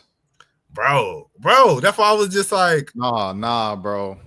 I was so confused. Evil. I was just like, wait, evil, bro. Bro, like, and then it was funny because then we go to like it's like 6 a.m. We at the Waffle House, the one downtown by like Georgia State. Actually, is it by Georgia? Yeah, I think Georgia Tech or Georgia State? I think they just closed that one too. I think it was actually by Tech, and but it's like one of the like walk-up ones, you know. So is okay. I'm sorry. I'm getting caught up on specifics now because now I want to know, like, because I know the walk-up one. There's a walk-up one at the Ferris wheel downtown. I don't. Nah, it wasn't that. It wasn't. We were downtown. We were by the underground. So, okay. I don't remember exactly where we were, but I know it was a walk-up one. It was one that I remember like I've been to it before, but it's been so many years. But it was funny. So like because I said it was a 3-on-3 the entire time. So then as they were leaving, like so then like Don comes up to me and just like, yo, like they finna go to Waffle House. You trying to go to Waffle House with them? So I'm like, okay. Like I'm thinking like me and my shorty kind of just like we just exchanged numbers. This was it, you know? And then I see her walking with old dude after he asked me if we're going to Waffle House. So I was like, okay, bet, let's go. But I was like, so now I see that, I was like, well, all right, I guess, you know, I'm gonna play it cool, you know? I'm like, clearly I was just a dude for the night, you know, like whatever. And so we get there, and then so like I was like in the car chilling at first. And then I was like waiting, and I was like, all right, I'm gonna get out in a second. This man Don, when he walked up to old girl, he was like, he see old girl with Buddy and was just like, yo, what you doing? You was just with my mans. Bro. So like as I was in the car at the time, so I didn't know. So then he walks back to the car and he's like, bruh, yo, I just checked Shorty, bruh, because she over here with old dude. Like, I'm like, yo, you was just with my mans. I was like, bro, you did not. And he's like, yeah, bro. Like, he ain't finna do my mans like that. I was like, no, bro, no. Bro said he was ready to fifth wheel playing P at the Right. Waffle House, eat his waffles in silence. Like, what happened to your girl? Man, I don't know, you know, but hey, I just met her tonight, so I ain't tripping too. He was Right. gonna play cool, and Don blew it up. Bruh. So then, like, once I got out the car, so eventually I get out the car because I'm gonna order some food, and so I see her with Buddy, and then it was just like a little. So they went to Waffle House afterwards, bro. This happened at Waffle House. Oh, so yeah, y'all went to Waffle House, and that's when she got the dude number. No, she didn't get dude number. She was like walked out. I think that was like her dude. I was just aside for the night, and then because like yeah. So it wasn't like she like she went and got another dude number. No, she got my number. Like we kicked it the whole night. She got my number. Went back home. Yes. Yeah. That's That's why I was just like, bro, what is going on? But then that's when I said, like, I was in the car. Don went in before me to the Waffle House, or went to the Waffle House to walk, and then was like, yo, you was just with my mans. What you doing? In front of her dude. And that's why I was just like, bro, no. And yeah, I got out the car, and then like I was just like, I was playing it off like I was like, what's up, y'all? You know, like but then I ultimately fumbled, like, because he did that, but then like at this point, you know, we've been pretty lit. We've been, you know, on the vibes all day. So I'm cracking jokes. And then I had made some joke. I can't even remember what I said, but I made some joke about the situation. But I didn't realize her and dude was right behind me. And I remember when I said it, I saw like Don's face was just like, bro. like yo. And then like I turned around and they were like looking at me. And then I was just like, all right. I was like, okay, yeah, that's dead. I was like, I'm not even gonna use the number now. You got it. Like this is dead. But yeah, so yeah, that was moral of the story is Shorty showed way too much affection. See, this is one where I gotta disagree with you guys, because I'm a big fan of PDA. I'm not even gonna lie to you. But it also depends on like where we at too, though. Like, cause I've definitely, if we like outside of a bar, like late night or something like that, I feel like anything goes. You know what I'm saying? Like you see me, or not even me, like you see somebody making out with somebody outside of a bar, like 2 a.m. I feel like you should mind your business, keep it moving. You know what I'm saying? Like, but at the same time, if you somewhere where kids is at or something like that, and y'all rubbing all over each other, then it's like, okay, bro, y'all doing too much right now. Like, this is kind of wild. Like, if you at the pool and there's kids there, and you laid up with your girl, and she got the cheeks out, and you rubbing the cheeks and all, it's like, bro, this ain't the time and place for that. You know what I'm saying? But if we had a party, or even in the situation he was talking about, like going to a restaurant or something like that, and it's like Waffle House, it's 2 a.m. Like, yeah, I'm you know, I'm definitely with that. But I'm also, I'll be the first to tell you, like, I'm a light skinned Scorpio, and I fall in love with women within like the first 36 hours of meeting them. So I wouldn't advise everybody to follow my guidelines when it comes to how I deal with women. But yeah, I'm definitely a big fan of PDA. Not gonna lie to you. All right, so here's the thing, right? It is like my story is kind of similar to most, but it's not at the same time. It was like the last person I've really like actually liked was all the way in June. When I met them, and I was out of town and things, I was about to say things of that sort. I was out of town, and so I invited someone to come out of town, just to be out there with me because I didn't want to go by myself, dolo, everything, So they said, okay, cool, I'll come out with you. We were just on some, hey, this is just friends, this is just homies type thing. Like I set the boundaries, like this is what it is. Woo woo. So they like, okay, they kind of fell in line with the little guidelines I kind of set. So they go off, do their thing out when we out of town and in the town. I go off, do my thing. When I go off, do my thing, I link up, I meet this dude, and then we meet these girls, and we run a 2-on-2. So it's a 2-man. So like, you know what I'm saying? We lit the whole day. Next day, old girl decides she want to tag along, home girl. And boy, man, what? I mean, on my body, like on my body, dog, like on my arm, on my doing this, and they asking, oh, y'all know each other? She go, yeah, this my friend, but she touched my chest when she say it. I'm just like, oh my goodness, dog. Like I'm trying to like keep my distance from her. Every time I like back up a couple steps, she back up a couple steps. She always in my vicinity. And then the girl that I really actually liked was right there, like, and she was kind of by herself looking.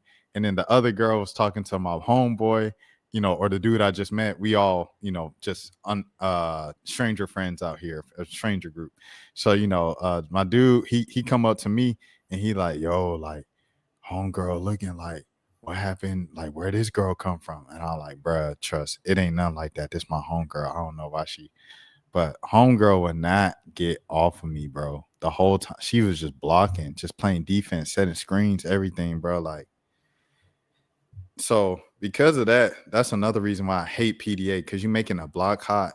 You blocking my other opportunities for potential blessings out here. Like the girl with Mo, if she knew she had a home to go home to, why is you blocking Mo's blessings? You can a little flirty every now and again, doing the whole lean on me in between my legs when I'm sitting on top. You're doing the most. I don't have a chance with nobody else in this establishment now because you want to do the most. Keep the PDA. No, I'm anti PDA, bro. I ain't gonna lie. I thought she was my blessing for the night. I'm gonna keep it a buck. It wasn't until the very end, bro, that I was like that. Yeah, I was like, oh, okay. But but I feel you though. It depends on the situation. If me and a shorty locked in, like it's like little stuff like your situation where it's like if it's like somewhere I am like gonna be looking for other opportunities while in the spot, then it's like calm down, don't be doing too much. But if it's like, we locked in already, it's like I ain't finna be looking in. It's like, it is what it is. But yeah, and then to Jelani point, like I feel you. Like I don't know. I guess I'm not gonna be making out. Like I did the one time when I was like 24, bro. I had made out with this girl in the middle of the club, like on the dance floor, and I remember like I did that, and then like everybody once we got done, I remember like not actually what stopped us was I heard somebody was like, "Yo." and then I was just like, oh, and then I saw like people looking like yo, like, and I was like, oh, am I doing a lot right now? And I could just tell, like, yeah, they were like, okay. So, and I heard somebody say, somebody's a little too lit. And I was like, yeah. It kind of scarred me, bro. Like, See, that's how I know we come up during like a whack era of the club. Because bro, people used to be in the club. Yes, yes. no. People used, Every bro. time People, I'm around someone in public and they making out, I feel uncomfortable. I don't care In the if I'm club? acting like I don't see them and I'm looking. I feel uncomfortable outside and they against a brick wall and they just and he cuffing the cheeks and they just like I feel uncomfortable and I'm just walking to the gas station to get some water. I feel uncomfortable every single time. you should be able to make out in the club.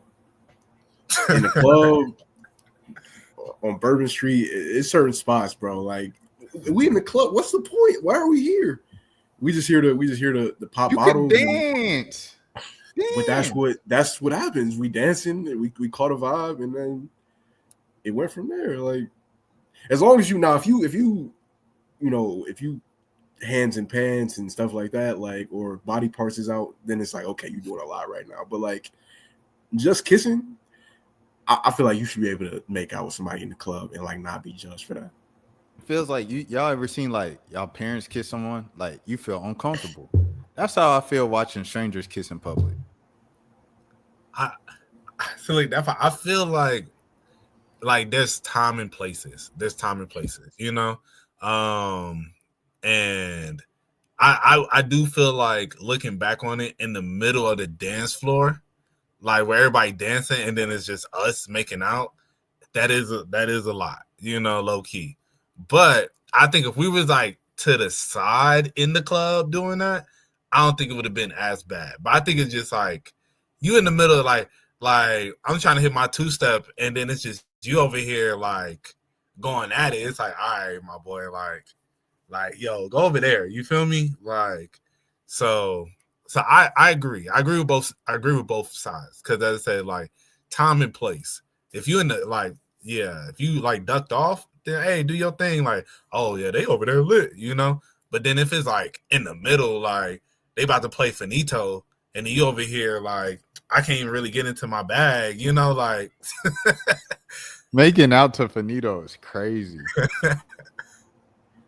Okay, so when you put it like that, then I get what you're saying, but it also depends on what the vibe is in the club. Because like you said, finito, like that's not the type of vibe probably where you can be making out with a girl. But at the same time, like if it's an R&B night or if it's, you know what I'm saying, like the DJ doing an R&B set or something like that and the vibe is right, like, yeah, no, I definitely feel like you should. I don't know. I just feel like the club scene is like, I feel like people really used to be in the club wilding. Like people used to be on the floors humping each other and stuff like that. I feel like our generation is pretty I'm tame. glad that is gone. That's crazy. I don't know. Maybe I don't know. I feel like You could dance standing up. yeah, but like I'm team anti-kissing strangers too. I was talking to Mo. We was talking about this right a couple weeks ago. yeah. I'm team anti-kiss strangers because some strangers be having, you know what I mean? The That's level a of Delonte West. Shout out to Delonte West. yeah, you gotta use discernment when it comes to doing stuff like that. You definitely gotta like, cause you definitely gotta be careful and mindful of who you can. But at the same time, sometimes it's just like it's the rush. You know what I'm saying? Like it's like, yo, I don't know this person. Like It's the you know thrill what I mean? of it all. Literally, like it's the thrill of the situation. Like it's not, especially if you didn't plan on doing that night. Like if you just went out that night, like on some chill. You know, say I'm gonna go out tonight, see her tonight, and then you end up, you know what I'm saying, like pulling a girl that night. It's like it's extra exciting because you didn't see that happening. Like this wasn't on the schedule for you to be making out with this girl in the club.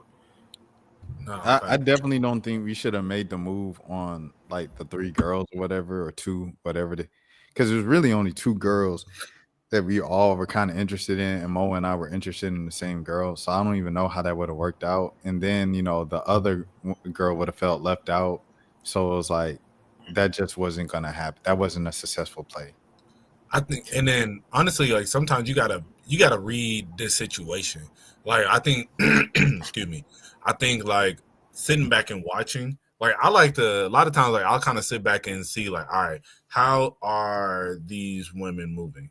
And then it's just like, I see that they're like kind of in their own vibe of like we just want to enjoy each other, then it's just like, all right, let me not disturb that, You have on a jersey after the game. Yeah, like they clearly from Atlanta, we're just here. And then as I said, like I saw like other dudes like try to talk to them earlier and then them like move away.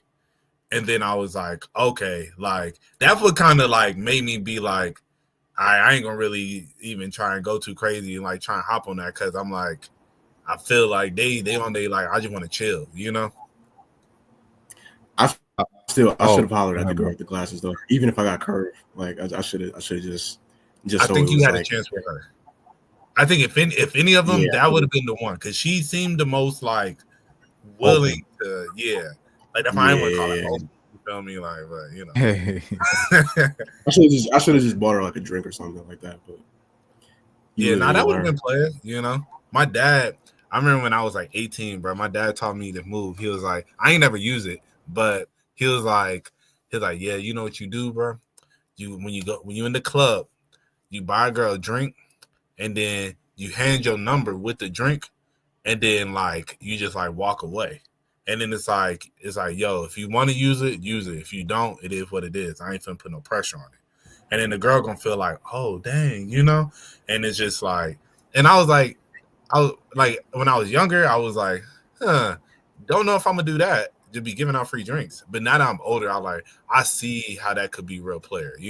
How it's like, hey, but because I think it is best when it's like you try and like holler at a girl, but it's like I ain't finna put too much pressure on it. You feel me? It's like, hey, the less words, the better.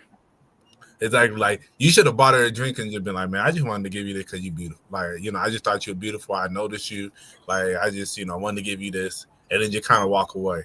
Then leave it up to her to. See, the thing is, though, yeah, like I don't know if I probably would have had to. I probably would have had to like ask her.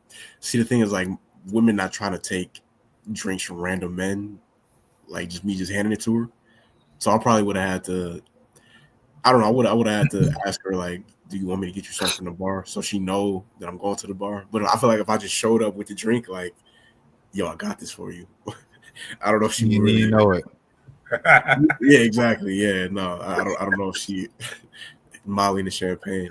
Yeah, I don't know if she would have, been so welcoming to that. So it's definitely an art to buying a woman a drink for sure in 2025.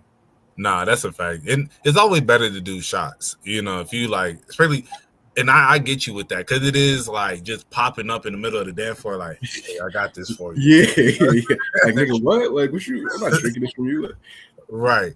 But if it's like if y'all both at the bar, by the bar or something, then it's just like, yo, like you want to do some shots, something like simple like that. Then it's like, okay, it ain't that crazy.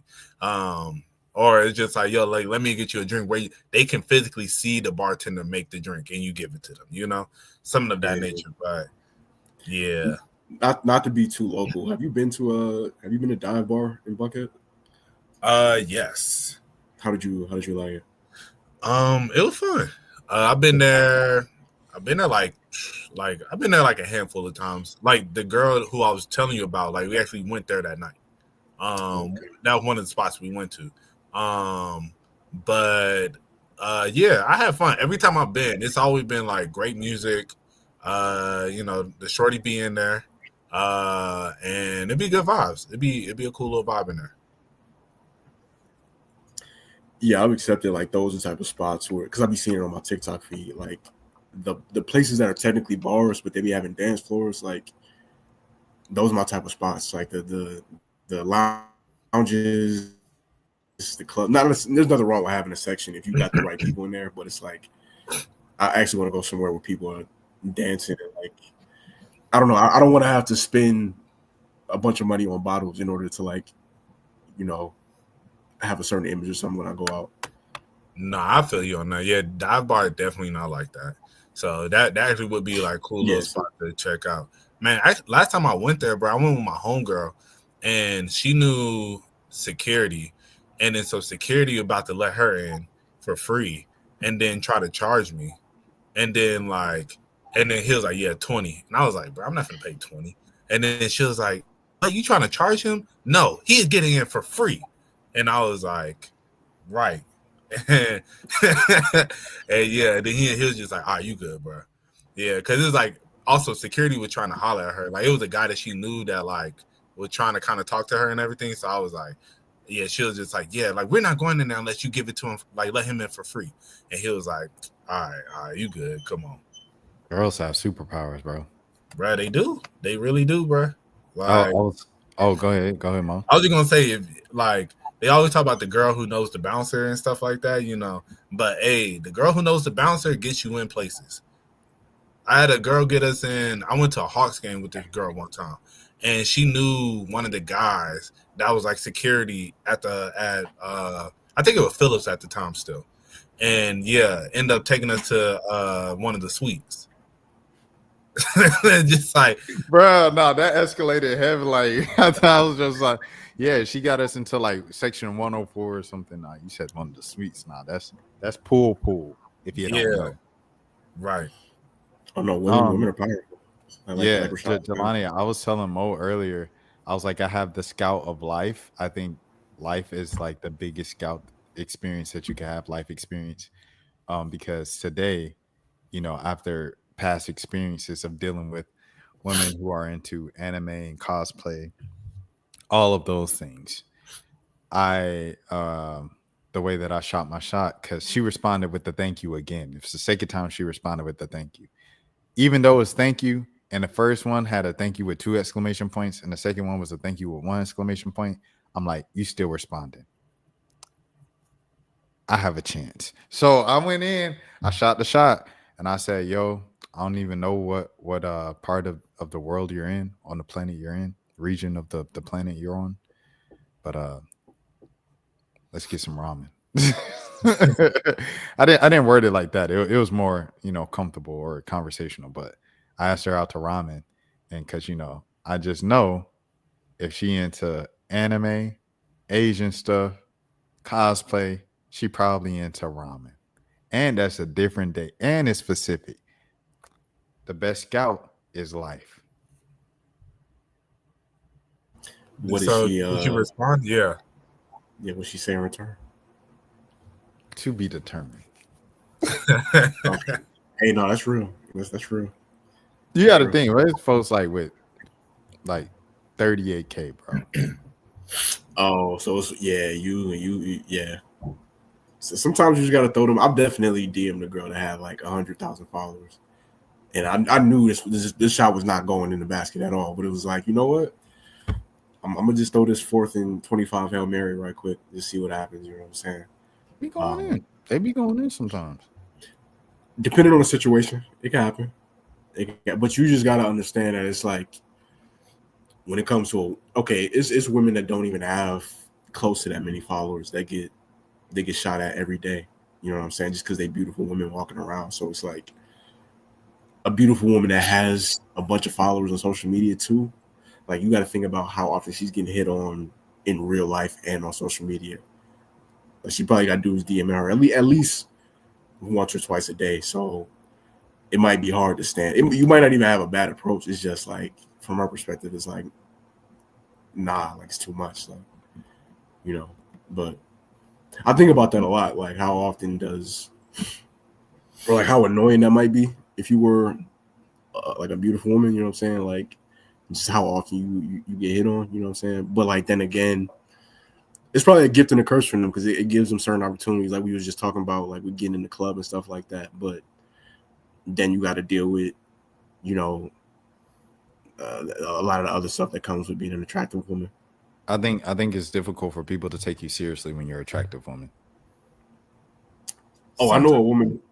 I don't know her personally at all. Like just through social media, like I'm aware of her. It's like a woman that's like insanely bad, like 1% bad. She has like hundreds of thousands of followers, but she's a lawyer. Like she's legally like a lawyer. But it'll be dudes in the comments of her post like, "Yo, you're not really a lawyer, or you don't take your job seriously. How you wearing bikinis and you a lawyer?" It's like, bro, like she can't do both. You know what I'm saying? So yeah, no, I feel like it's definitely harder for pretty women to be taken seriously sometimes. No, definitely. You know, it's interesting. I met this like, you know, back when I used to work at the 4 letter place, it was like a bunch of people that it's funny that like I've said the name of this place so many times and now we're just gonna call it the 4 letter place. But The 4 letter place is ESPN. For those of you who don't know, it's Mo used to work at ESPN. yeah, you know. Yeah, true. Shout out to Stephen A. But yeah, you know, back when I used to work there, you know, I used to see a lot of beautiful women come in, you know, and you know, it would just be all types of, you know, some that are clearly like, oh, this beautiful came in and she's using like she's getting by on her looks, you know. But then you meet some women who are like gorgeous, but then it's like you could tell they got like they be on their stuff, you know, they got businesses, blah blah blah, you know, and I remember it was this one group of women that I had met. And then I ended up seeing one of them on Instagram like later.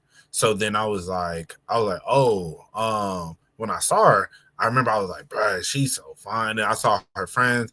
Remember I was telling one of my homeboys about it. I was like, bruh, like this is like, cause they were super nice. They were just like real down to earth and everything. And they're just beautiful. So I was like, man, like this group of women were probably like my favorite table I ever like, served. I was telling somebody, and then he was like, bruh, all them girls probably, you know, they probably be doing X, Y, and Z for their money, you know. And I was like, well, nah, cause like you know, talking with them and then like hearing their conversation, it was like they seem like they got businesses, you know. So it seemed like they got their own stuff and like all their cards and stuff are in their name and all that stuff, you know, because like I'm seeing what they're paying with, you know. So and he was just like, man.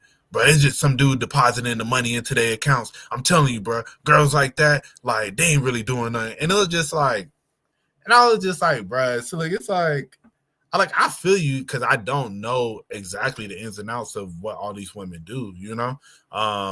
But I'm like, especially from their conversations, you can hear like. I'm like, bro, one clearly got a business, you know, and it's like they didn't seem like they needed no man for nothing. It was just kind of like they probably have men who pay for stuff for them, you know, but it's just like, but I think that's just comes, like you said, comes with being a beautiful woman that men are just going to automatically assume like, nah, like, yeah, she says she does this. Oh, she got a lash business. Okay.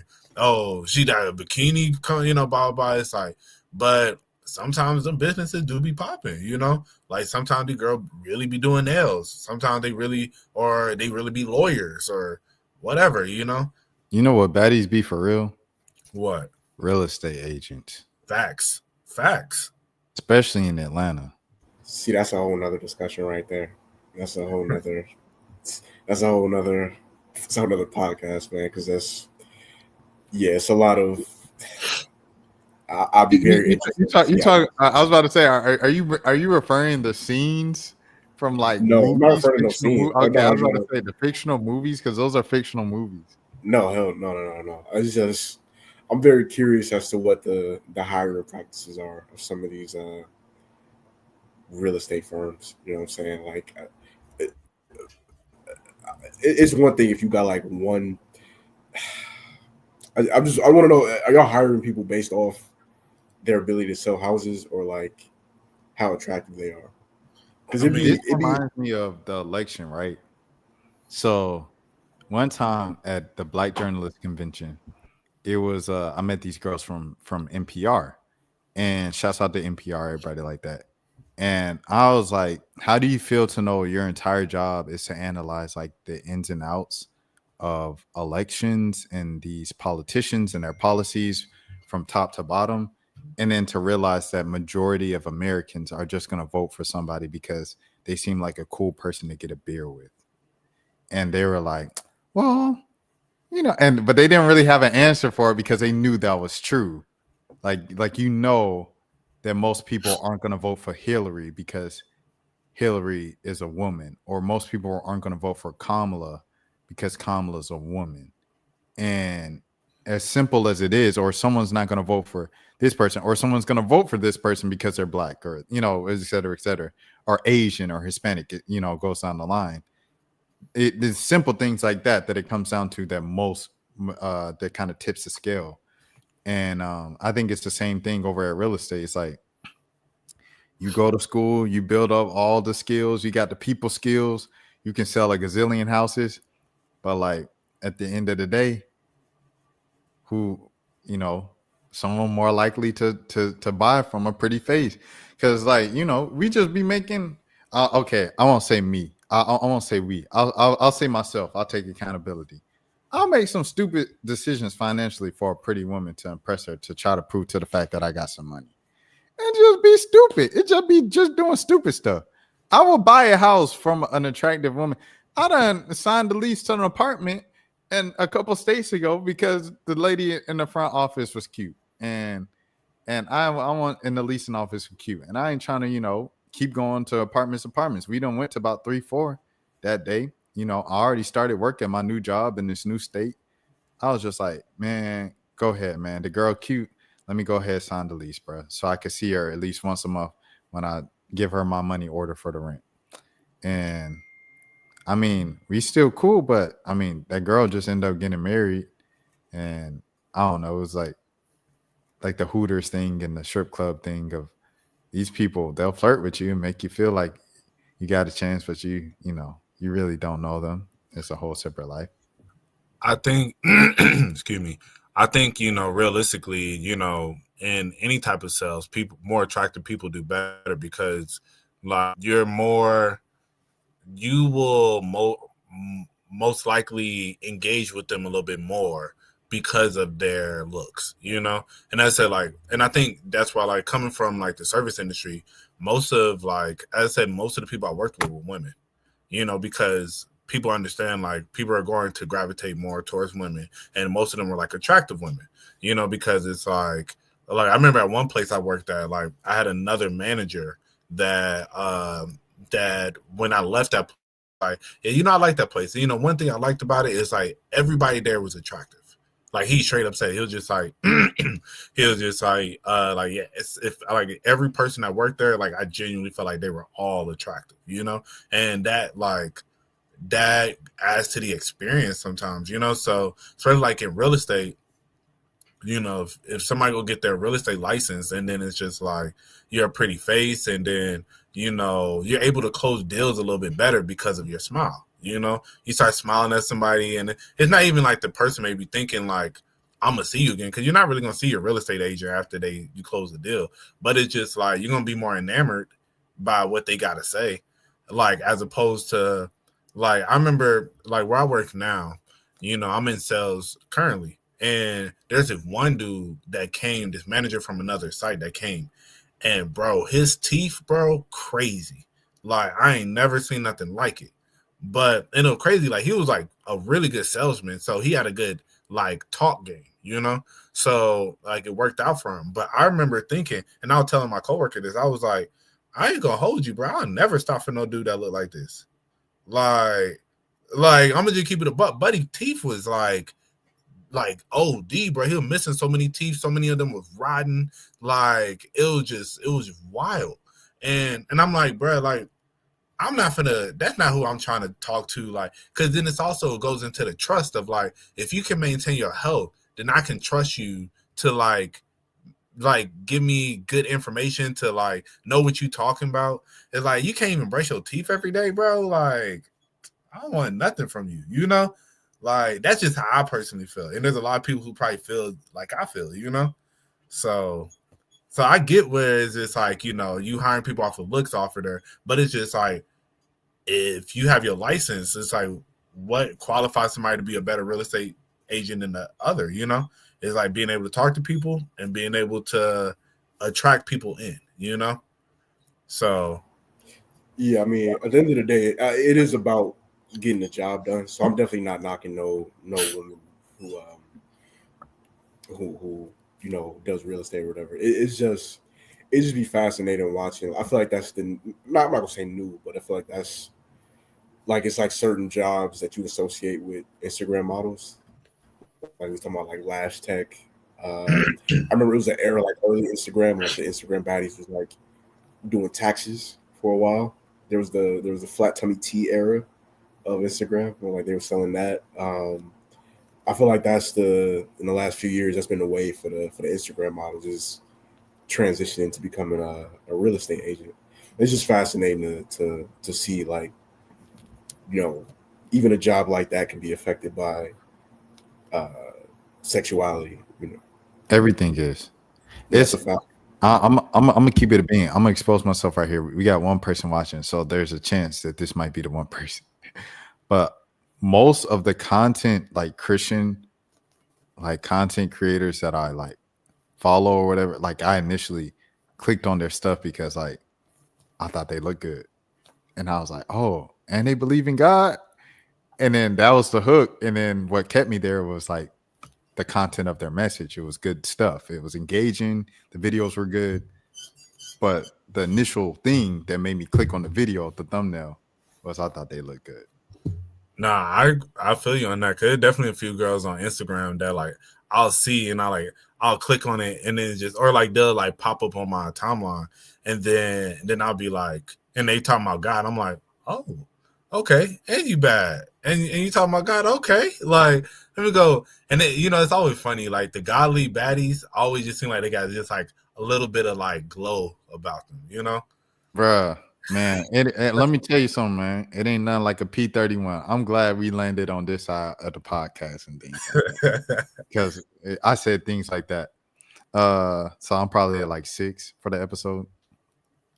But it's just ain't nothing like a P31, bro. Like I feel like that's the standard, to be honest, because they the perfect mixture of like what you want in a wife and stuff like that. Oh, she bad, he did that, but she also has the morals, and it's like, oh man, this is like what I want for the mother of my children, and you know, leading the legacy. And shout out all the P31s for sure. Yo, I ain't gonna lie, bro. There was this one time I saw this one girl. She was giving a testimonial about how she was a very attractive girl. She was like y'all, you know, this time last year I was a stripper and I was an OnlyFans, did OnlyFans, and you know now you know like God saved me, and she'll read, and then I had a second, and you know God forgive me. I had a second. I was like, I wonder if she still got any of that content. he said, I wonder what her name was. He looking at the Instagram name. He said, No, but for real, I was like, it was funny because I was literally like, and I caught myself. I was just like, bro, you wrong. Like, let me get off her page. Hey, but you know, God working on us one step at a time, man. Yeah, nah, that's gonna be a real thing, and I feel like it's already happening. Like a lot of women that might have been on, you know, certain websites a few years ago, like trying to wipe that stuff away. But it's like, even if you delete the account, it's still like people can just Google certain stuff. Like it's hard to get rid of certain stuff like that forever. You know what I mean? I don't think they should be held to that forever. Like if you do that and then you move on with your life and you find, you know, whatever it is that you're doing in your next chapter, like I think you should be able to move on. But like realistically, it don't always work like that. Like you see it with like Mia Khalifa ain't done that in like over a decade, I think. Yeah, like she been involved with. She said in interviews, I think she said like I only filmed like 3 to 5 movies. It was it was some number like really low like that. Yeah, this was like 2013, 2014. I don't know what that was, but yeah, like yeah, so I mean, that was 11, 12 years ago. People still hold her to that. There's still people. She done did all types of stuff. Like she's a photographer now. Like I was about to say, me and Khalifa be tweeting like #Free Palestine, and then people be like, "Oh, of course you have," and I'm like, "Bro, keep bringing up this video or thing from 2015." Go ahead, Charles. I think she had an OnlyFans for a good minute though. She did, but I don't know if she was, you know what I mean, like all the way wilding. Was she? I mean, I don't know. No, and I don't think she was like okay, yeah. That's but I was like, but I think it's like that thing where you talk about like I don't know why people still associate me with this, but then it's like you got an OnlyFans that you know people are going to like look at, whereas like even if you're not doing like the full content on there, you know, it's like yeah, you know, it's like people are still going to associate you with like that's going to make it harder for people to look at you different, you know, in a different light. I don't think Ruby Rose should have stopped making music. Like Ruby Rose said she missed music. She said that she appreciated DDG for telling her to start OF, but she also hated DDG for telling her to start OF because like that's all she was known for and she couldn't do anything else in life without having that affiliated with her, attached to her name. And so she tried to come back to music. She was like, I'm so hyped for music. She was hyping up the single. You already know it's remember we talked about it on one episode on this own podcast. She dropped it, she performed it a couple times, and then she just kind of like went back to accepting being a social media influencer. And I feel like Ruby, if you really wanted to do music, just keep dropping the music, bro. That's how I feel. That's how I feel. And if you're still signed to a label, because I remember she was signed when she did the. He said he got a big mouth. Got a big mouth. Like she was signed back then. If you're still signed, and they don't want you to drop because your last single didn't do too well, YouTube drop something. If music is your true passion, do music to the point where people got to force to, or the people who like your music are gonna find your music. Right.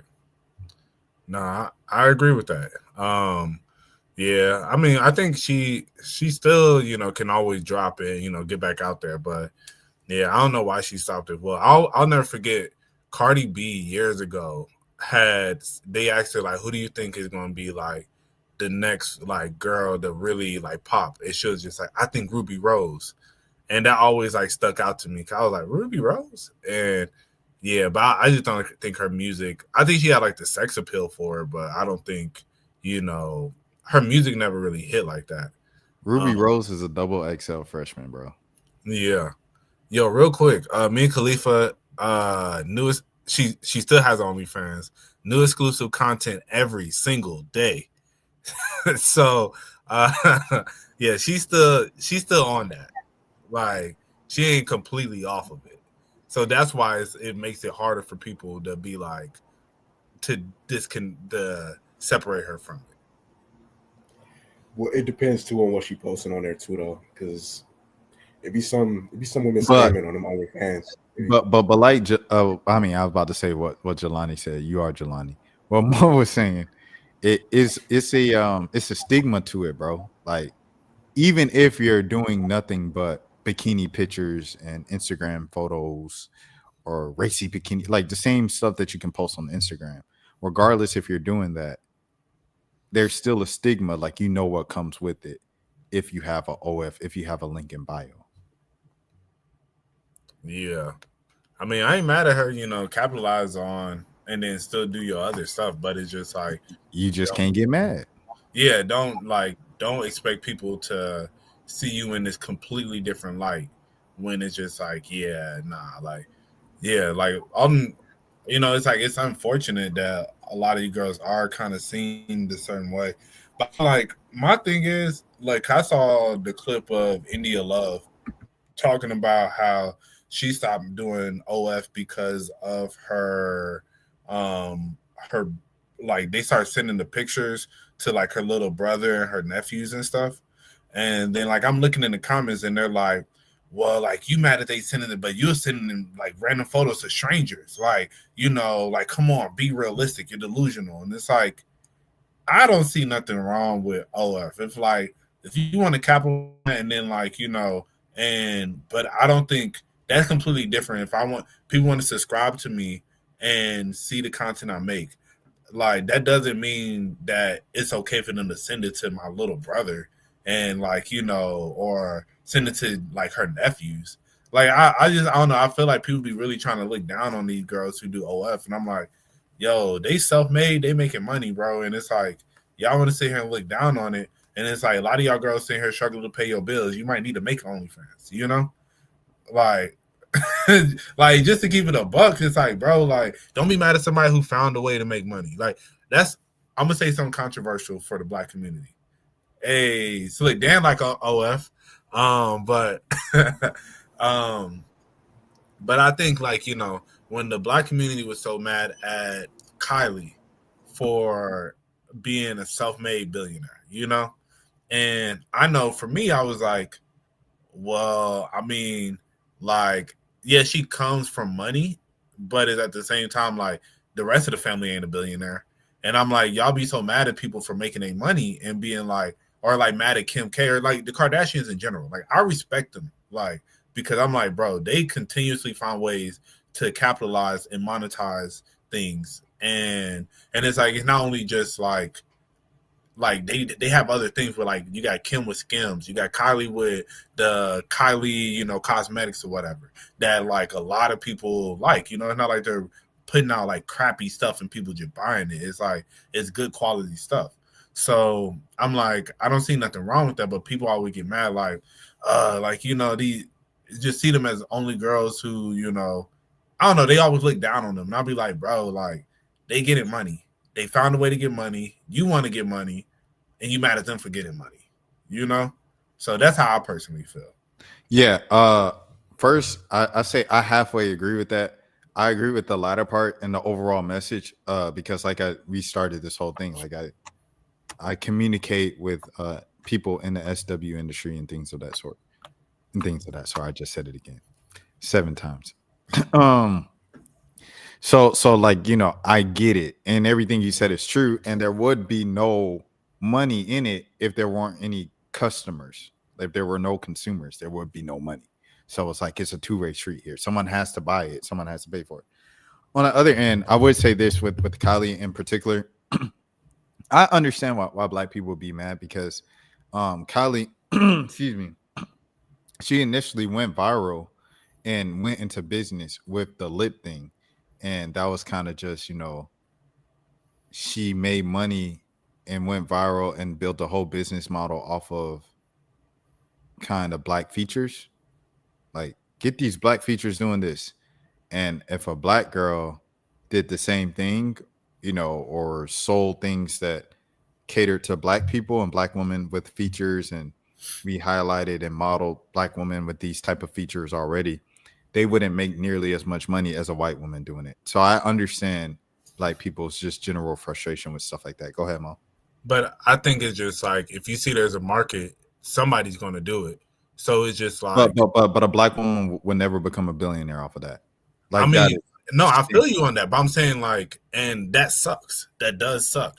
But it's like, I'm not going to get mad at Kylie for doing what some other person would have eventually done and would have capitalized on this and would have still made all the money. When it's like, I have the idea now.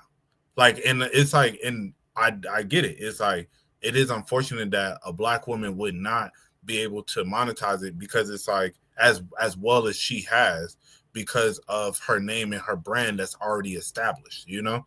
But, and that is very unfortunate, but it's just like, at the same time, like, I can't be mad at somebody for seeing that, well, this is an opportunity.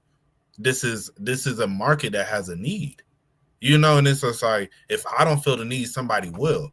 And then I'm gonna be sitting here like, what does she, I don't know. Like, I don't feel like you're being an ally at that point for just not feeling the market.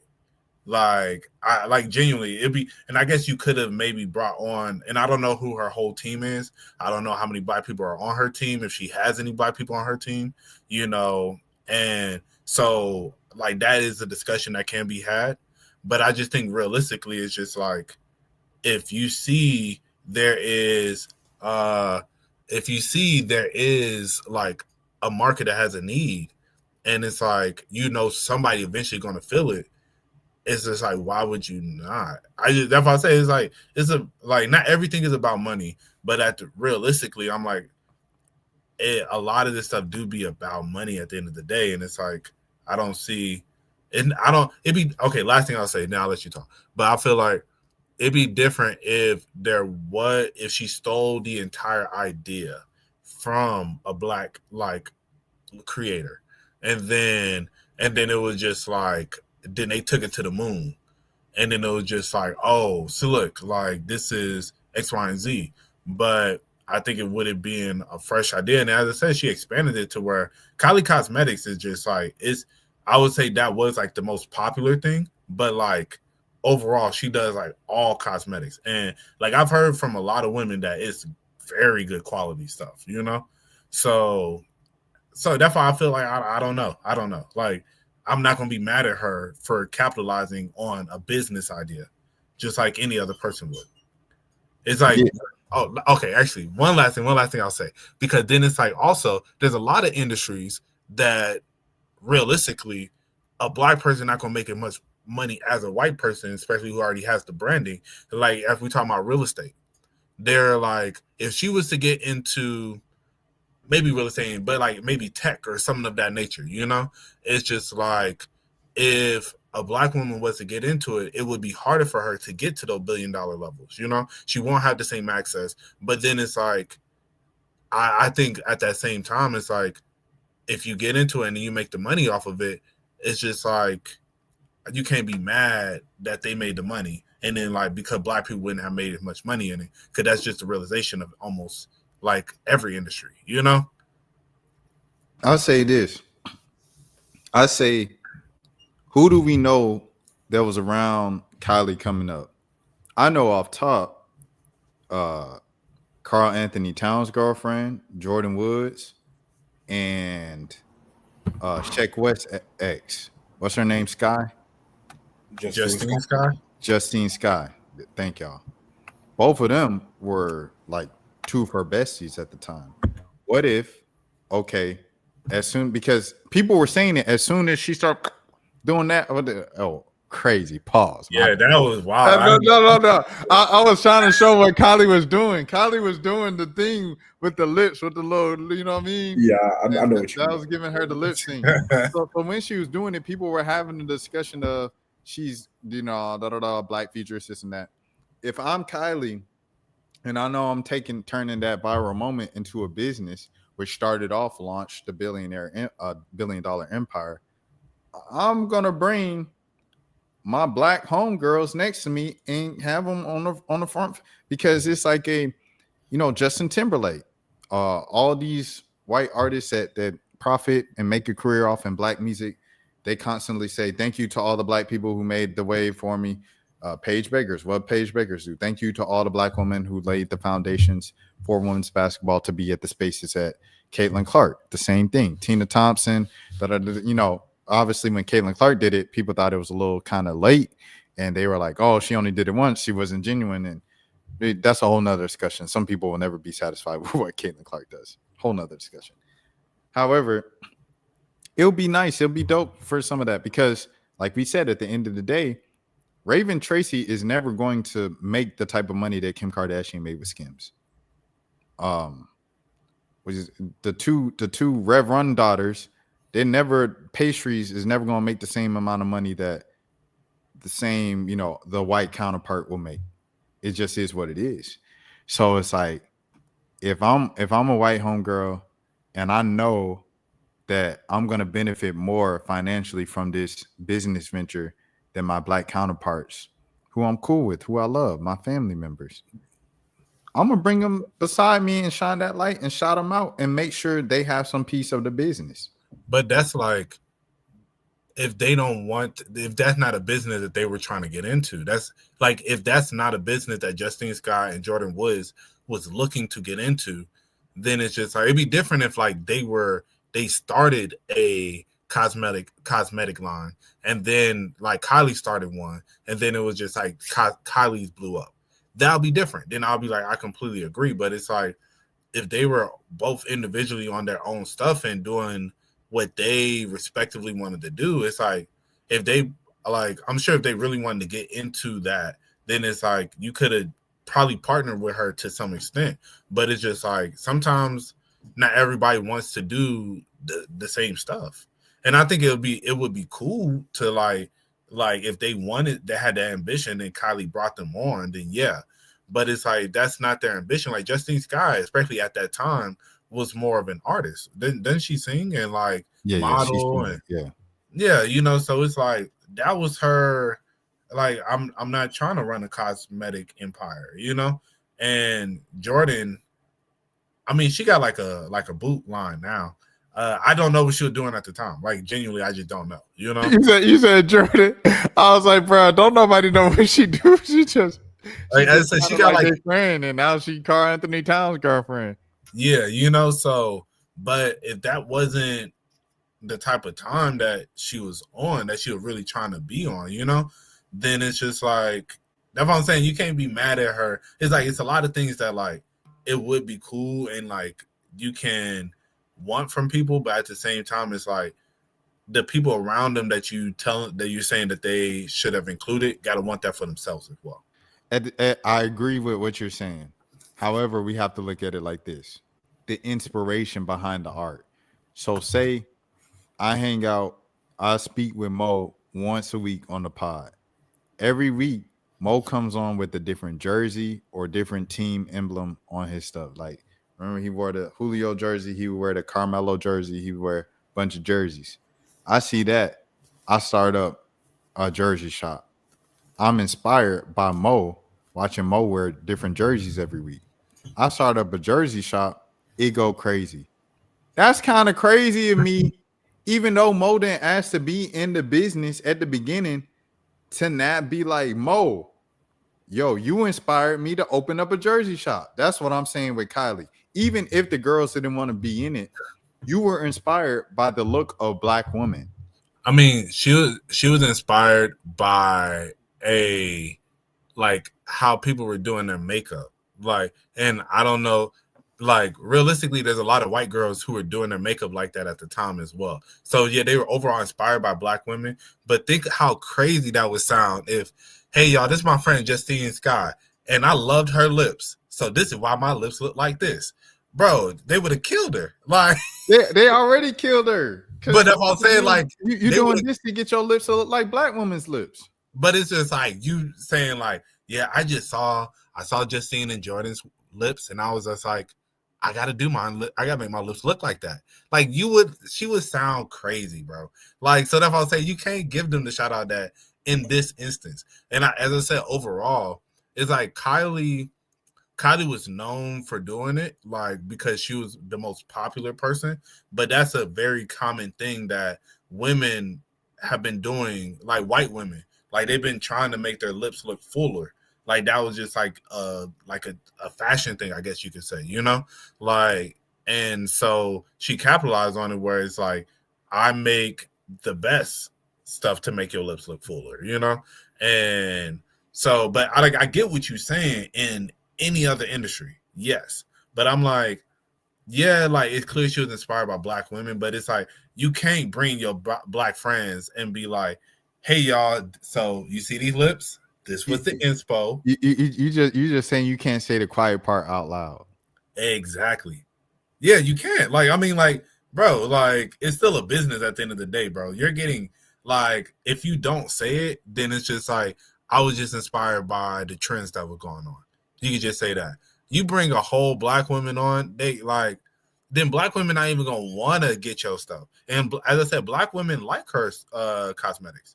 Like between Fenty and Kylie Cosmetics, KY Cosmetics, bro, those are the two most popular cosmetics, and amongst like Black women as well.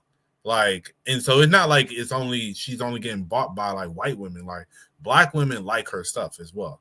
So I think, you know, that's where, yeah, it's like, yeah, like you come out and say that, then you for sure losing all your Black fan base. You know, right now it's just like, well, we can still rock with it because she just makes good quality stuff. But you come out and say some mess like that, it's like, yeah, nah. You getting her? This is the girl that brought Justine Scott talking about, look at them lips. So. Yeah, I'm going to just summarize it. Like, Taylor Swift and Beyonce can make the same song. The Taylor Swift song is going to sell more every single time. And Beyonce might be able to sing it better and perform it better, but it's just like, like Rashawn said about like Raven Tracy and you know, compared to like Kim K, like she popping right now, obviously Raven Tracy, you know what I'm saying? But like it's just, as a white woman, it's always, you know,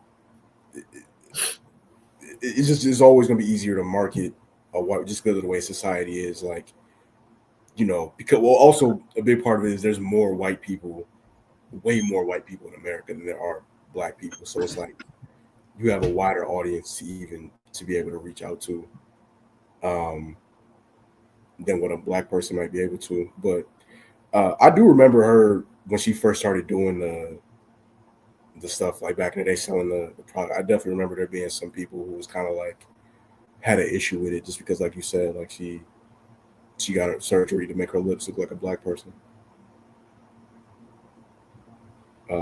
This is not something I figured that we'd ever be talking about. Is Kylie Jenner's makeup line on the show? And we have a interesting array of topics on here. I never know where it's going to end up when we do these episodes.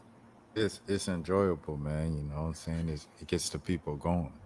I want to play this. Dude, I've never watched this clip, by the way. I was a very hard-headed young lady. I definitely was not listening to a lot of people. Like I just beat to my own drum. I did what I wanted to do, and that's just that. And I don't regret it, but if I would have listened a lot more, I definitely would have life definitely would have been a little different for me, but that's not what God wanted me to do. So I'm okay with that. Niche. I love you, Niche. Like, I was a very hard-headed young lady. I definitely Oh. was not. So the caption was misleading. They got me though. Well, what she was saying was it was the path that God just had her on. She wasn't saying that God told her to do OF. Because I like reading the caption, it just sounded like she said God told her to do OF. You know them engagement accounts got to get them likes and retweets, man. Oh, You know, 100%, 100%. And we fell for it because we just gave him another view. I mean, she low key was kind of groomed for real. Like she was messing with the game when she was like a teenager. And this ain't even like a rumor. Like it's documented proof. Them in the park together. You know what I'm saying? Yeah, like she's probably seen a lot. She's probably. I mean, we saw the story a few months ago come out of all those old Ruby Rose tweets of her hanging out with pro athletes and rappers when she was like in high school and stuff like that. India Love. I mean, we know for a fact like she went through a lot of the same things. So it's kind of hard for me to like. For one, I'm not the type of dude to look down on women that I'm attracted to exposing themselves. Like you got guys who they'll shame women that they find attractive for doing OnlyFans, but at the same time they want to see it. Yeah, I'm not. I don't know what's up with that, but I'm not one of those guys. Like I think she's obviously like a very attractive woman. But I don't have no issue with her. I know she don't do it no more, but like I don't have no issue with her doing OF. But yeah, clearly that caption was a little bit. They put a little gas on that one right there. What was the caption? Wait, so I'm gonna take a detour real quick. So Bronny's trending, right? So I clicked on it because I didn't know if the Lakers were playing and Bronny was just playing well. Bronny is trending because Lakers fans are giving their trade proposals to get Giannis, and they all included Bronny's name. All right, okay, all right, okay. All right, I'm gonna show you. They could probably get. What They could probably get the Masters. Yeah, this is like Bronny. They're all saying, hold on. So this was the caption. It was just saying, India Love God told her to do OF and even showed her the promiscuous path to fame that she took, despite everyone around her telling her not to. India Love might be the first person in history to blame God for her OF career. Yeah, that's crazy. But that's not what happened in the clip. In the clip, she was pretty much just saying, people were telling me not to go this way, but this was just the path that God had for me. Like she was saying, you know, it was more destiny of like everything's preordained by God. All of your steps before you were born, God already knew what was going to happen. She was more saying it like that. This is just the way my life went. And now I'm here after the fact. Just how God intended it to, when he intended it to happen. As opposed to saying like, God led me to do OF. I said, God, what do you want me to do? And he said, OnlyFans. Like, that's not what happened. He said, God said, set up that camera, baby girl. I'm not joking on this. I'm not joking on this. I was about to add. I was like, I ain't doing it. But yeah, these Bronny trade proposals, bro. Oh, dang, Giannis got hurt tonight. Oh, yeah. It's over with. Oh, it's over with, bro. your value down with. Ooh, see, I was about to make another joke. See, I gotta watch my mouth now. They said Zion ain't got no trade market. I heard of a report. It was like they gonna take the nearest, the lowest available, quickest deal. I said, "Gosh, Lee." Yeah, cause I mean, I thought shoot, they. I'm gonna say who finna trade for him? I was gonna say I thought they should have traded Zion back in like 2022. Yeah, they held on too long. I mean, Way but too long. you can't blame them. You can't blame them. Like if you seen Zion play, oh yeah, you will understand why they held on to him until 2025. I just feel like it was very apparent early on, like that it wasn't gonna happen in New Orleans. Because I still think he could go to another team and maybe things are different. But I just feel like early on in his career, within like the first 2 to 3 years, you already knew like it wasn't gonna happen in New Orleans. It's easier said than done, bro. Like I'm not gonna lie to you. I'm not gonna lie to you. It's different, bro. Like I'm giving y'all you move down here, bro. You see Zion play in person, you will understand why people be like, well, let's just give it one more year. Hey, look. That joker get one of them breakaway steals and he do one of them 360 windmills. Oh, you like, I believe, I get it. And then he come back and he block a shot like a chase down, bring the ball up like a point guard, do a no-look pass to the corner three. Oh, you like, okay, I get it. Yeah. It's different when you see it in person, bro. I'm not gonna lie. It's no glaze. It's just real talk. So I understood why they held on to him for so long. It just is what it is. Because you don't want to be the team. You know how the players like they show a lot of flashes, but they don't quite put it together. Then you trade them and then they put it together. Tyrese Halliburton is a great example of this. Like the last, SGA and Tyrese Halliburton. And Jalen Brunson. Gosh, Lee. All three of them. That's three of the top jokers in the league right now. They all traded, kind of showed flashes at their old team. The new team, them jokers took the leap and the next step. And now they're three of the best players in the league now. Right.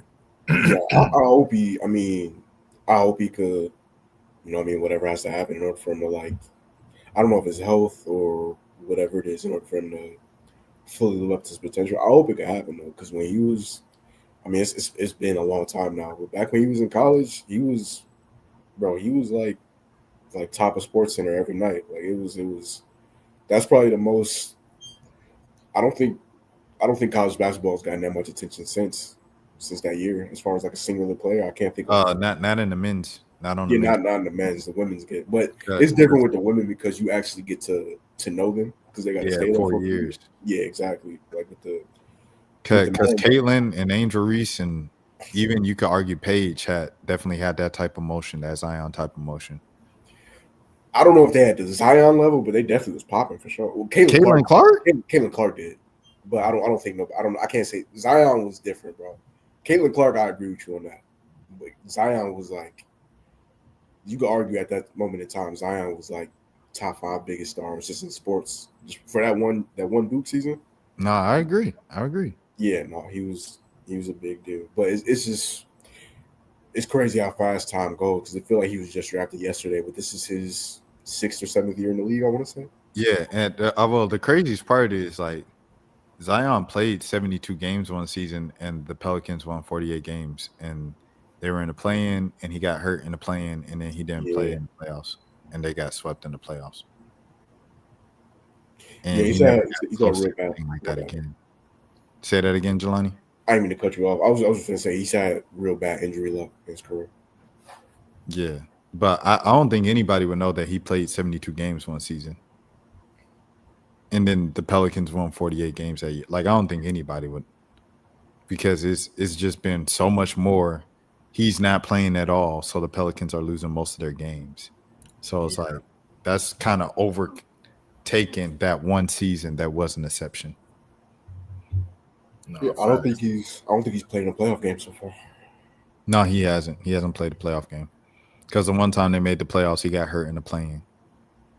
Yeah, that's why. Hopefully, like I said, hopefully. I mean, if it don't happen on New Orleans, hopefully on another team. Because I It's, still I it's like. it's probably not. Like New Orleans probably about to trade him, try to get a draft pick because New Orleans is trying to get a first round draft pick now. Because it's what do you have to look forward to? You are the worst team in the league. You're 3-19 right now, and you don't have a first round draft pick. You don't even have the draft swap that you had. The draft swap they had was with the Bucks. Giannis just got hurt. If Giannis come back and get traded, they're going to be bad. Their best players are Miles Turner and Kyle Kuzma. PU. They're going to be really bad. You can't even have that draft swap. So now what do you have to look forward to? They have nothing to look forward to. It's nothing but dark, gloom, doom. The only thing you can do is trade Trey Murphy or Zion and hope to get a first round draft pick in return. DeJounte Murray ain't going to get a first round draft pick at this point. Shout out to DeJounte Murray. Shout out to DJ. Go DJ to my DJ. He's not going to get a first round pick right now. So that's just where you are. Almost made a joke that I can't make because I'll be forgetting that you have connections. So I'm not going. You know what I mean? Yeah. No. I didn't even know.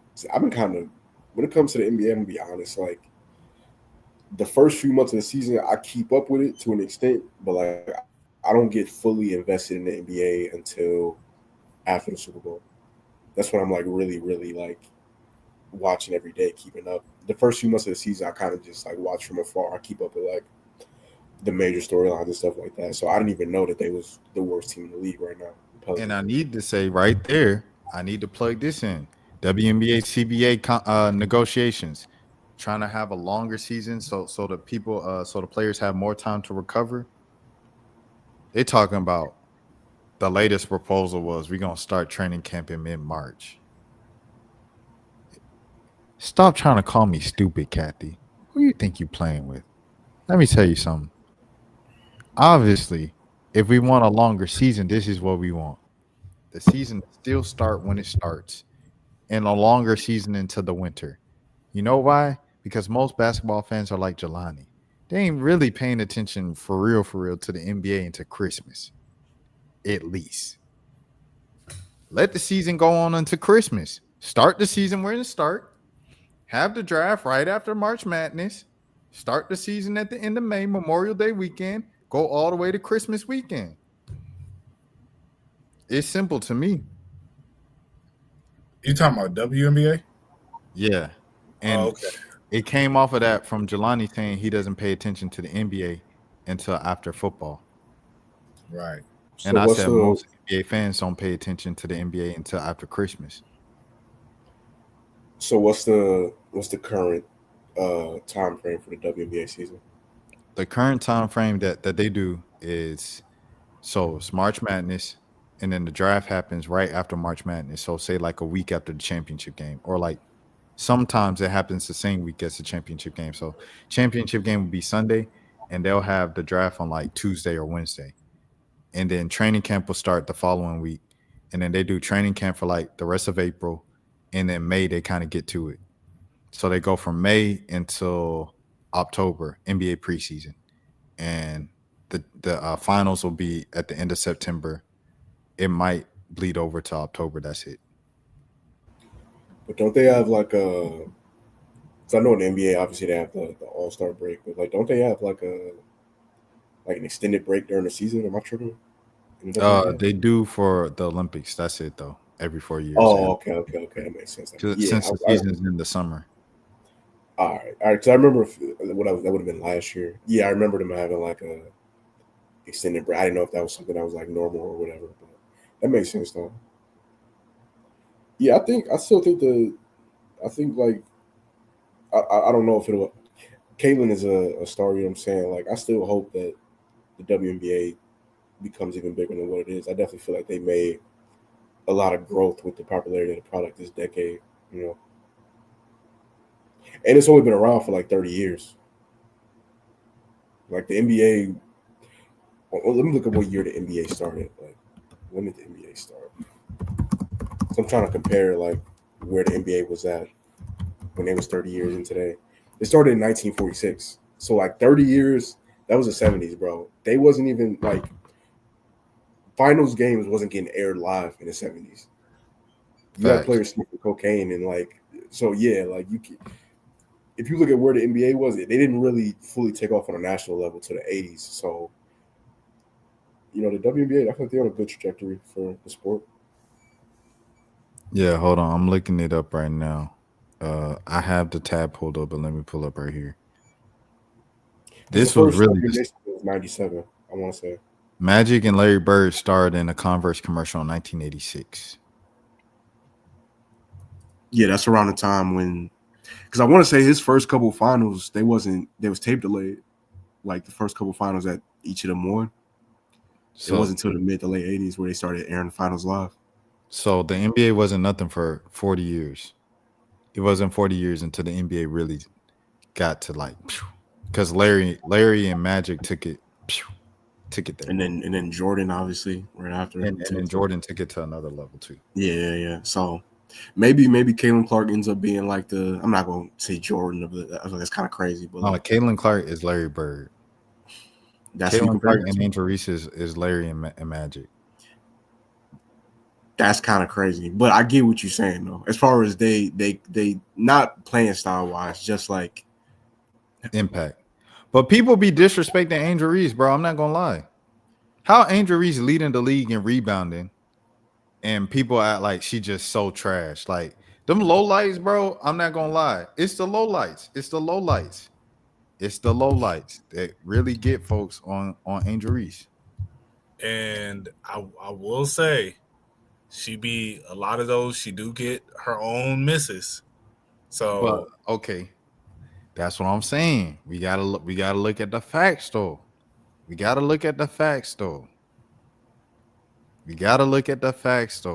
let's look at the facts. Offensive rebounds is up here. Yeah, let's see how many total offensive rebounds she get. Hold on, this yeah, right 5 offensive rebounds a game. Four offensive rebounds a game last year. She was averaging 13 rebounds a game. I mean, like she still gets so 9 rebounds is not offensive rebounds a game. I mean, I feel you. Like she do get like a lot of defensive rebounds. She does, but she do get a lot of the offensive ones. It's like I will say from what I've seen that she do getting a lot of her own misses. You're looking at low lights. Look at the facts. No, but I mean like what's her shooting percentage? So I guess she's 46%, so she's improving. For somebody who plays only in the paint, that's not the best. Her field goal percentage is 46%, yeah. And I mean, like, I don't think she's a bad player, but I mean, like, it do be looking, like I will say this. It doesn't, I think once it starts to really translate to wins, then people will appreciate it more. And I think that's where, like with any player, that a lot of people would be like, well, this person be hooping, this person be doing this, that, and the other. But it's like, if it's not translating to wins and then you're seeing these moments, that's what is going to overshadow, you know? So I think if it's like, oh, she had these moments, but then, you know, there's they're even in the playoffs at least, you know, then it'll be different. Because it's like, it's only like 6 teams that don't make the playoffs? Yeah, like 4. Yeah. Well, 5 now. Yeah. And then next season is gonna be 6. Yeah. So it's like, so I say that's the issue. But I mean, like, I think, you know, she's constantly improving, but it do be, some of them low lights do be really crazy though. Like let you keep it a buck. Like, everybody has low lights. All I'm saying is, I think the low lights and everything, the whole me bounds nickname, it just overshadows everything, and people just write her off as a bad player. She's definitely not a bad player. But it's like people take that and they run with it overboard, and they like, Angel Reese and Caitlin Clark. Angel Reese not even an WNBA player. I'm like, Oh my gosh, how are you a two-time All-Star? She's only been in the league 2 years, and she's a two-time All-Star. Like, what are you guys even talking about? They said, "Oh, this fan vote." She wasn't even fan voted. So what are you talking? You guys don't know what you're talking about. Like, I hate when people don't be knowing what they talk about. Like that's the thing that really riled me up. So it's like, if you lead the league in rebounds, and she averaged nearly 14, 13 rebounds a game as a rookie. She averaged nearly 13 again as a sophomore. And it'd be one thing if you were averaging 13 rebounds a game and 8, 9, 10 of those rebounds every night are offensive rebounds that you're just getting off your own misses. I'm with you. Yeah, the stat pattern, this and that. That's not what the case is. She's getting more rebounds on the defensive end than the offense. So statistically speaking, that whole thing is not true. And then also, defense is 50% of the game. Caitlin Clark doesn't play a lick of defense. Angel Reese is arguably a top 5 defender in the league, and she doesn't get any credit for it. You know why? Because people don't pay attention to defense. But I'm not just talking about the defense that's like Rudy Gobert in the paint and block the shot because he's tall. I'm talking about her footwork. She can switch on guards and guard the guards around the perimeter and keep up with them around the perimeter and keep up with the guards because she has guard skills and she can bring up the ball and she can run point forward. It's just so many things that Angel Reese can do as a great basketball player. The only thing that she has to improve on is finishing. That's literally it. And I would say she averaged 4 turnovers a game. Because she was running point forward last season. And I think she shouldn't be in that position. I think that's on the coach. Yeah, no, and I'll give you that. I think like the coaching, like I think they like there's a lot of improvement that needs to be done with like Chicago in general. That's why I say like it's because it's not translating to wins, which ain't her fault. Like I think there's a lot of other stuff, but like as I'm looking at like averaging 4 turnovers a game, that's a lot, but it's just like he said, she playing that point forward, and that's not where she should be. Like, and that's why there's so many opportunities for her to have those crazy lowlights, because it's a lot of it's her in transition, and it'd be like, yo, why? Like, and I think a lot of people be looking at it like they don't understand that that coach has her as the point forward, so they be like, why is she even in this position and looking all crazy, And I just think, for sure, she should not be doing that. I mean, I feel you. She averaged 5. I mean, Caitlin leads the WNBA in history with turnovers. Like, there's no one in WNBA history that has more turnovers in the season than Caitlin Clark. She only been in the league 2 years. But as I said, she wins. What has she won? I mean, like she at least make the playoffs. Like that's what I'm saying. Like, let's be real, bro. Like her record, like over these past 2 years, has been better than Chicago Skies. Like the Fever, but I think the Fever has an overall better team. I was about to say the Fever almost made the finals without her. Yeah, but that's why like you keep like I'm saying like they until it translates to wins, which isn't her fault, they're going to see like the average fan or the somewhat casual fan who. But here we go, Mo. I'm gonna pick you up on that, right? Where did most average fans start off? I guess at Indiana, like no, or Iowa. You know where they started. You know where they started. Where? Oh, when that was the game everybody started. So if the first game you seen of these jokers is Angel Reese winning a national championship, you know she a winner. I mean, you don't know she a winner. Like you'll say like, all right, she had that moment, but that's what I'm saying. It's like in recent history, the last 3 years of her like basketball career has not fully translated the way it needs to. Like, they made Final Four that last season, right? They lost in the Elite Eight to Iowa. Oh, okay, yeah. So look, that, and that's why I'm like, that is more of a like a lot of people somewhat got in during that time, but I think like I'll be real. A lot more people got in last year. I mean, not last year, but well, yeah, technically it was last year. Like when Caitlin Clark went on the last run and she broke the record for what was the record she broke in college? Was it 3? You mean last year of college? Most points. Yeah. So when she broke that record, I feel like people started to get somewhat interested with the ring and all that stuff. But then a lot more people really got interested when Caitlin Clark coming down and shooting logo threes because it was very Steph-like. So that's where a lot more people of the casual fan got into it. They wasn't looking at like, oh, LSU, like, you know, like Angel Reese down doing the ground and pound and all this different stuff. Like, Angel Reese was doing that against Caitlin, and people were watching because Caitlin was already doing the. But it was different when she broke the record. When she broke the record, and it's just like, and then like, let's be real, her last season, I feel like she really like solidified who she was. Like, but I feel like she only had that following. I'm sorry for cutting you off. I'm sorry. It's more like a back and forth than trying to cut you off for real. Yeah, no, you good. Because we talking basketball. Yeah. It was like she had that following her senior season, her last season, because of all the attention that they got from the previous season in the national championship game. Because that national championship game outdrew the men's game. Like, it had more viewers. And that was like kind of the mark of the turn of women's sports and women's basketball for sure for this generation.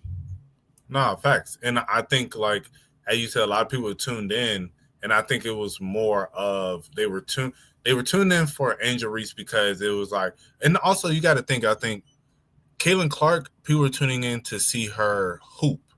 Like Angel Reese, like, I think they were tuned in to, like, because she was all the talk, you know? Like, that's where a lot of people, they know her from. So then if you see her mainly because of the talk that she does, and then like Caitlin Clark, you know her more for like the basketball end, and then now they're in the actual league, and then you see, and then also them losing in the Elite Eight probably didn't do much to help Angel Reese's like look, because they didn't win SEC championship that year because they lost to South Carolina, and then you lose in the Elite Eight. So then now, like, all right, you can see that they won that year, but now it seems more of a enigma. Like, this but it's crazy because they still won more than Caitlin. Yeah, no, facts. But like, people not, as I said, like, if you saying that's when they first came in, that seems more like an outlier than it seems like, oh, this is how Angel Reese is known as a winner. Like, that's not necessarily how they're going to see it. But as I said, like, and I feel like Angel Reese's biggest issue right now is the fact that the Sky don't win. The Sky do not put up, like, they're not really a good team, as I said, it's not her fault. Like, I just think the Sky in general is not a really good team, and then clearly not really coached that well as well. Like, I think poorly ran franchise. Yeah, like, I think they should have kept their coach from the year before. Like, I think that coach could have probably, like, given another year to develop what they had there, you know? I think that was premature. But as I said, with Caitlin Clark and the Fever, you're seeing them in these moments where it's like it's producing wins, you know? So it's like they're not winning championships, but they are producing wins on the board. So that, and I think that's why I say Angel Reese is a product of that. I think if she leaves the Sky and go to another franchise, I think that will change a lot of people's perception of her, you know? So I think it's one of those things. Remember, we was just talking about like elections, maybe like 30 minutes ago, an hour ago.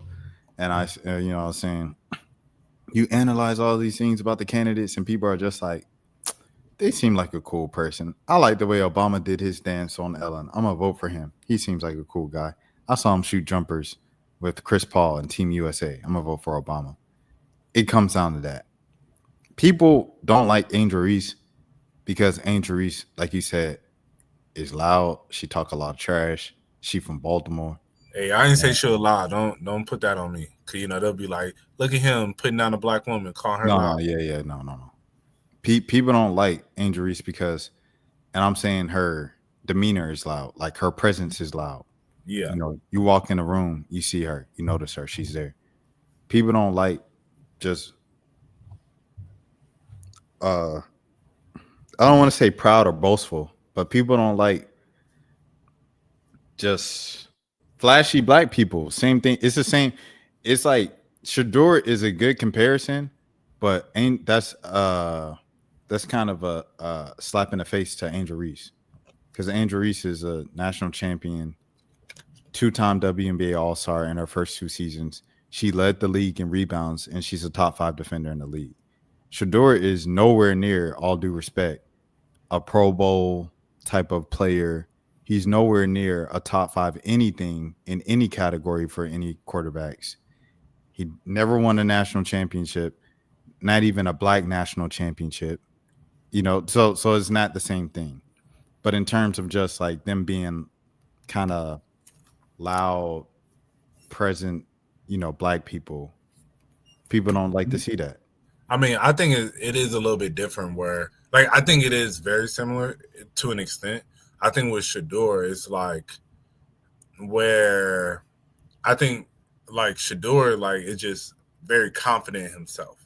Like, Angel is like, it's like her, like, it's like she does a lot of trash talking, I feel, in a sense, So it's like Shador's not trash talking. He's just like, I think I'm like that, It's like, and so I think that's where sometimes with Angel, because I see, people do be feeling like Shador need to humble himself. But then I feel like with Angel Reese, it's like, it feel like you talk a lot, but then it's just like, as I said, they look for the moments because you're talking so much. And it makes it hard for people to want to root for you when like a lot of trash talking is happening.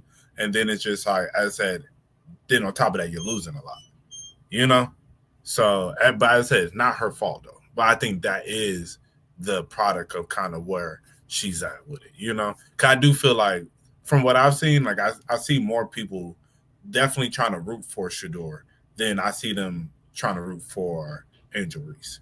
Like I see that there's a lot of people who be feeling like, yeah, he needs to be humbled, But I feel like that is, I see more people, especially with the way this whole situation with the Browns has happened, where they clearly like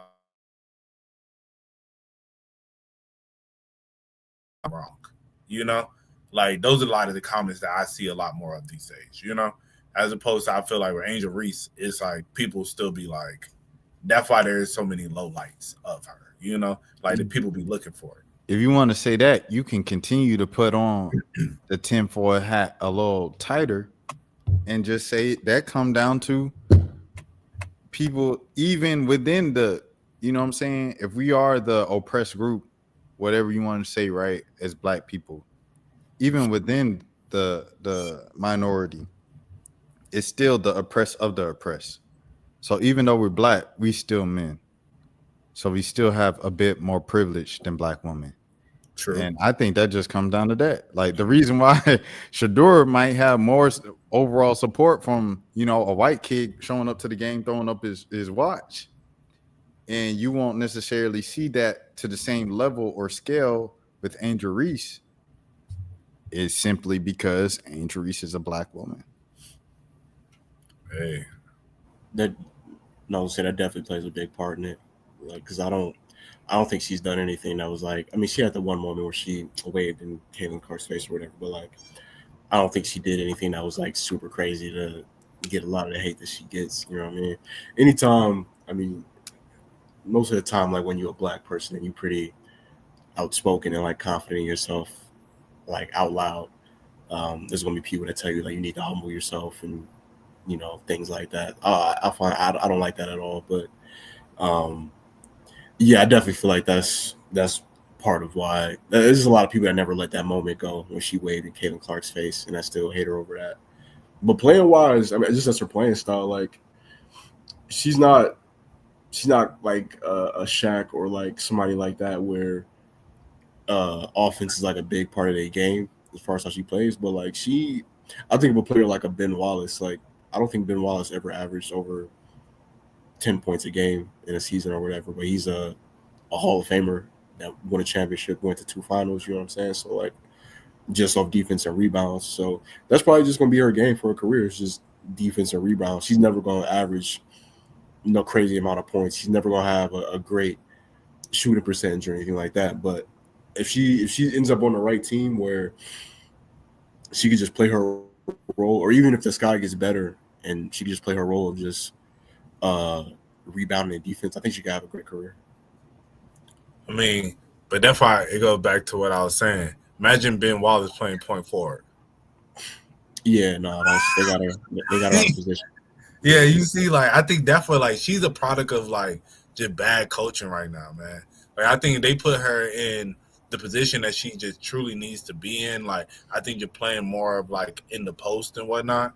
Like that's more where she needs to be. Like pushing the ball up the court. Like because it should be so many highlights where I'd be like seeing her push the ball up the court. Hey. Wow. What's good, bro? Shout out to you for the $5 donation, man. My brother Zero was in.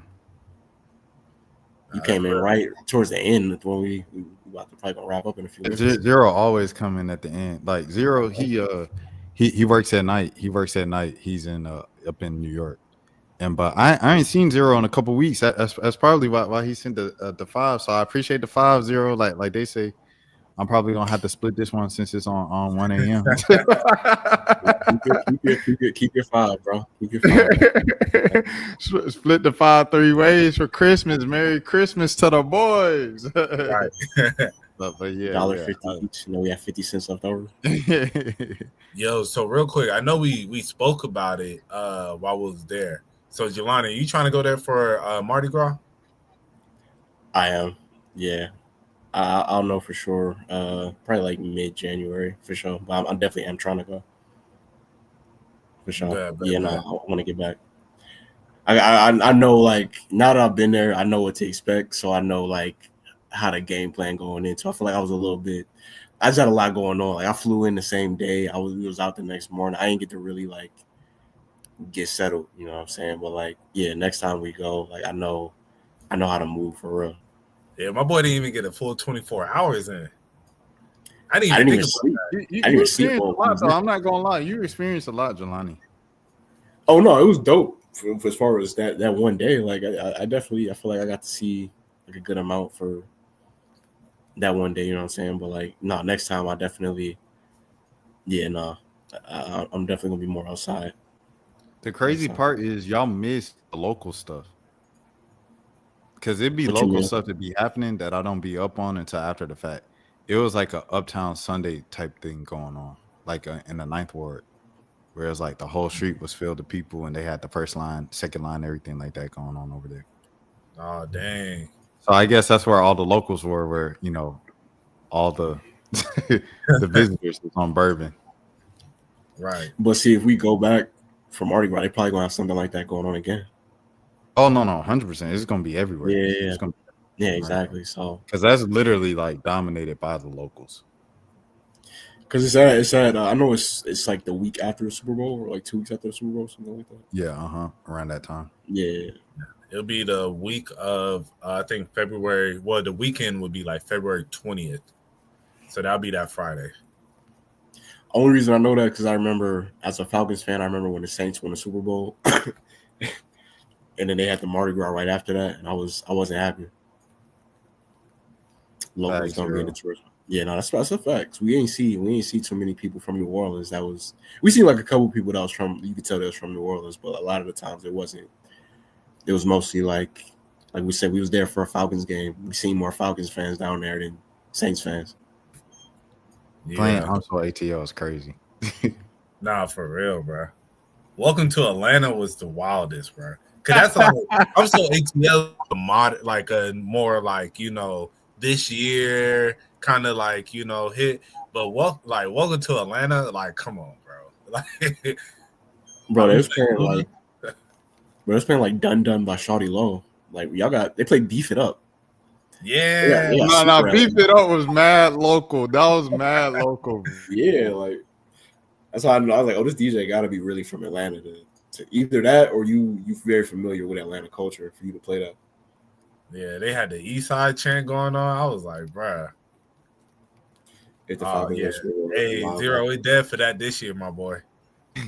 Yes, unfortunately, you know, I don't know if it. I think 28-3 might. I don't even want to bring that up, but that might end up being the. I mean, I hope they do eventually, but that might have been the closest that we'll ever get, unfortunately. Right. So look, Jelani, you're supposed to have my back with Eric, bro. This man Jelani, like, yeah, bro, we are in bad position. Oh, yeah, that was a talk on the way back. Oh no. No, it's because, bro, y'all was going back and forth so often. I just had to play. I just had to play the middle, bro, because it was getting extended. It was like the whole walk home.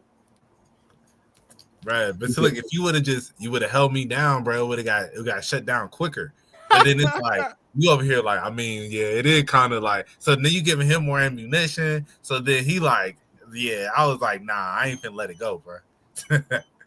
I mean, we are both ass though, if we're being honest. Like Saints and Falcons, we just. But I'd rather be the Falcons right now than the Saints. I'm not gonna lie. You would rather be the Falcons. We don't even have a first round pick next year. We just asked for the sake of being ass. Like, yeah, but it's like, okay, the Saints. Here's the thing, because it's like the Falcons, right? The Falcons, they built up through getting talent position players, which is sexy, but it's like now the team is kind of trash because you don't have like a base. You don't have a solid base. A couple guys get hurt on the offensive line, whole team is down the drain because you spent your first round picks instead of offensive linemen and defensive linemen in the trenches.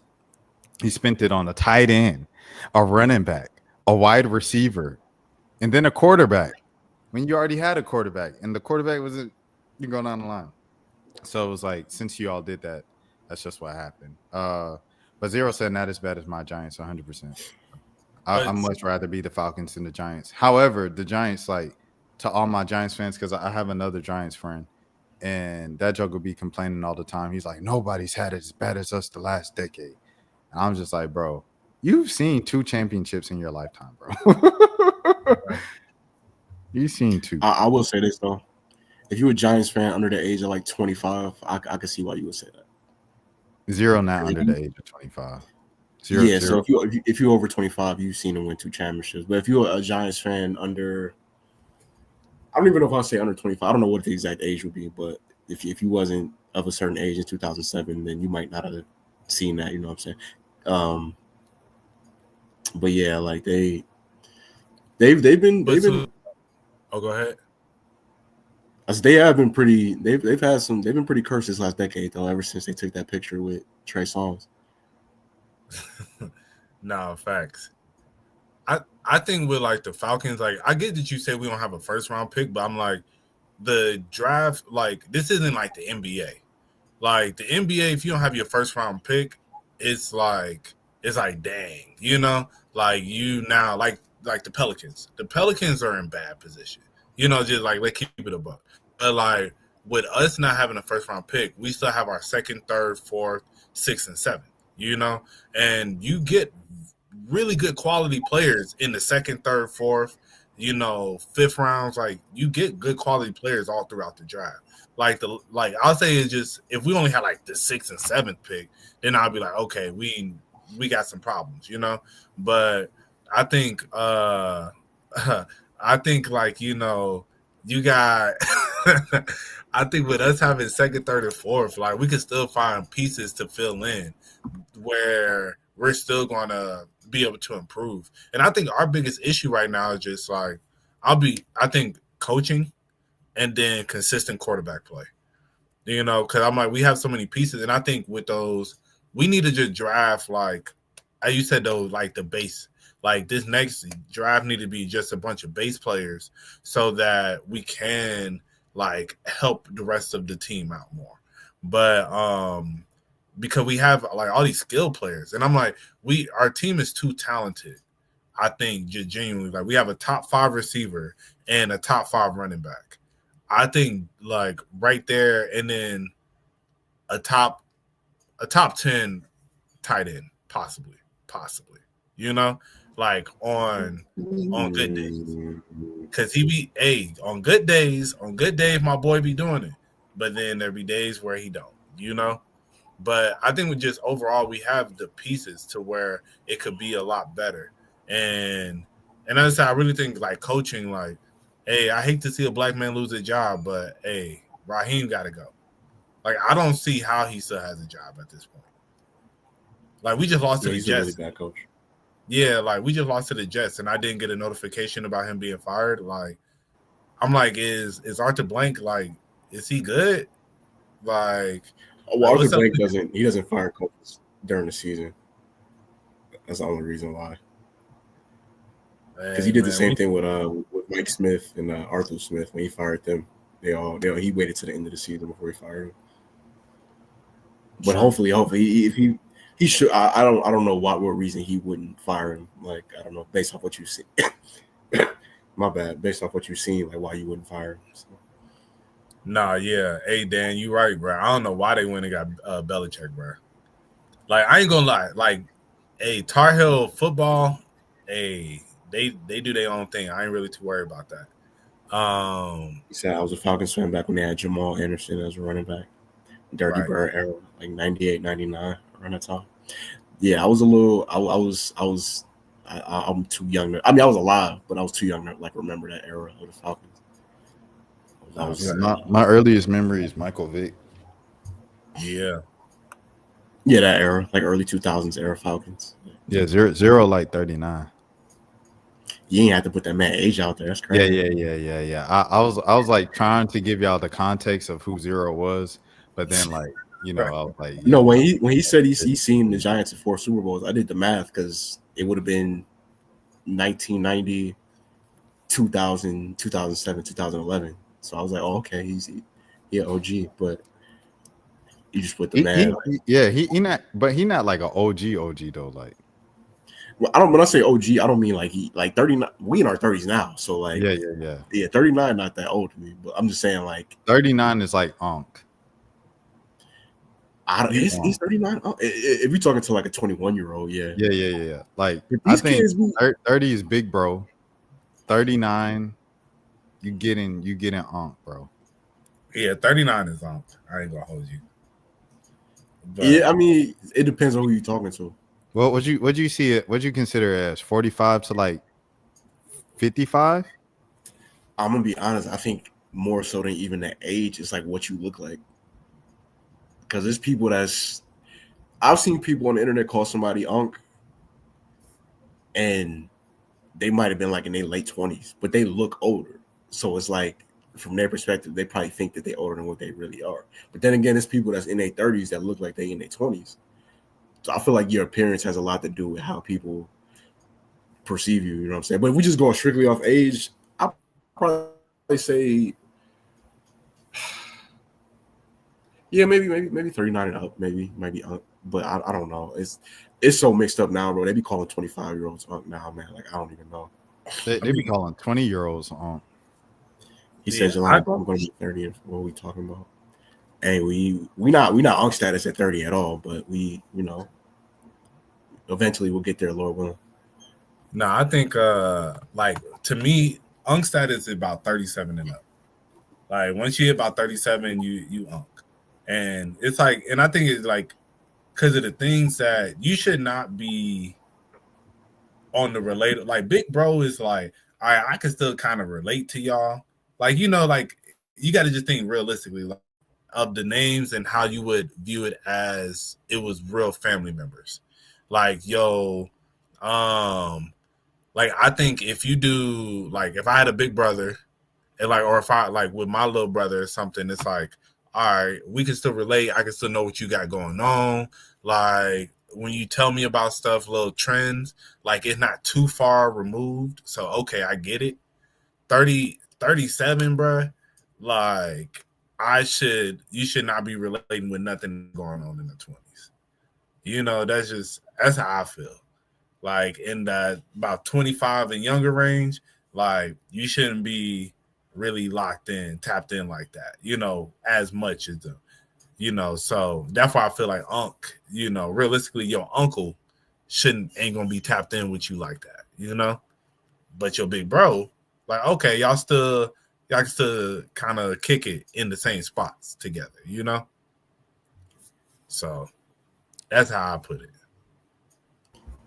Yes, I don't know. It's gonna be interesting going. My bad, I didn't mean to cut you off for sure. I was gonna say it's gonna be interesting going forward because, like the generations, I feel like with each generation, like the older generation, they get younger, quote unquote, like as far as how they dress and how they like. You see people in their 40s dressing like people in their 20s, and I don't even think it's them trying to be young. It's just, they come from that era of like they grew up in hip hop, so they're gonna keep dressing a certain type of way. They're gonna be wearing Jordans and stuff like that. Even Jay-Z, like Jay-Z's a billionaire. Jay-Z still dresses like Jay-Z be wearing sweatsuits and like, you know what I'm saying, stuff like that. You know what I mean? So he still dresses relatively young. So it's gonna be interesting going forward. They said that man Jay-Z turned what he turned 35, 40, and he was like, everybody wear button ups. No, he really did that. He really did that. He's like, really put was the like jerseys up. It's time to wear button ups. I said, Jay-Z, you turning 30. I ain't turning 35. Told But me to it put the worked, though. jersey up. Yeah. Jerseys did get out of style as soon as he dropped killed that off song. throwback jerseys. For sure. And he killed auto-tune. For a brief second. For a second, yeah. Like, I mean, okay.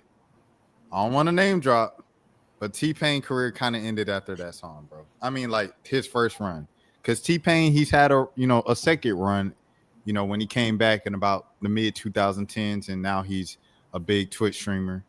But his first initial run as T-Pain, it ended with the death of auto-tune. Only reason I'm not gonna say that is because All I Do Is Win came out that next summer. Death of Auto-Tune came out that fall of 2009. I want to say, yeah, it did. You do that. Well, that low key was his last. I get what you're saying. It took a step back for like a few months around it, but I also feel like when Jay-Z made that song, he was more so talking about Ron Browse than T-Pain, because Ron Browse was from New York and he was doing the whole. Ron Brow's version of auto-tune was way more egregious than what T-Pain was doing. Like T-Pain could actually sing to a certain extent. Like Ron Brow's was just straight up like, if you go back and listen to Pop Champagne or Jumping Out the Window, it's kind of crazy what he was doing with his voice. I'm jumping out the window with this one. It's classic hip hop right there. That was my song. Oh, A-Rap Money too. Can't forget about that.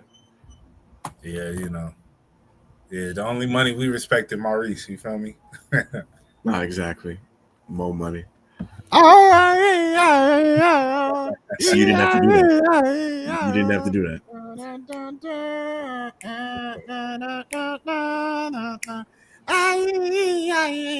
Switch. We was really doing that dance too. Like I definitely remember doing that dance. Okay. Jay-Z just mad because Ron Brown had some success in Mac Wild's flop. Shout out Mac Wild. I didn't even know Mac Wild was signed to Rock Nation. Jay-Z. Mac Wild's, I think it was Mac Wild's. I met him one time. I ran into him one time. And he was like, yo, what's up? I was like, hey. And then he was like, I was like, I introduced myself and he was like, bro, yeah, man, I know you, bro. And then I was like, huh? I was like, have I interviewed you before? He's like, nah, I don't think so. But like, I'm sure we've interacted before, right? And I was just like, no, bro, this is my first time ever meeting you. So I'll forever remember Mac Wilds for that, bro. Like, shout out Mac Wilds. That's family now. Because he thought he knew who I was. And you did not. I'm just a black dude that be looking like other black people. You should have played it off like, yo, bro. A long time no see. Nah, but if I do that, like, I would have ended up at that Diddy party, bro. Nothing happened at that Diddy party, I'm sure, but yeah. All right, well. That's a great moment to sign off on right there. Well, I haven't watched. Oh, hold on, my bad. And I was just gonna say next episode if y'all want to do if y'all want to talk about the D documentary. I haven't watched it yet. Yeah, I gotta go watch it. I'm probably gonna watch it tonight, to be honest.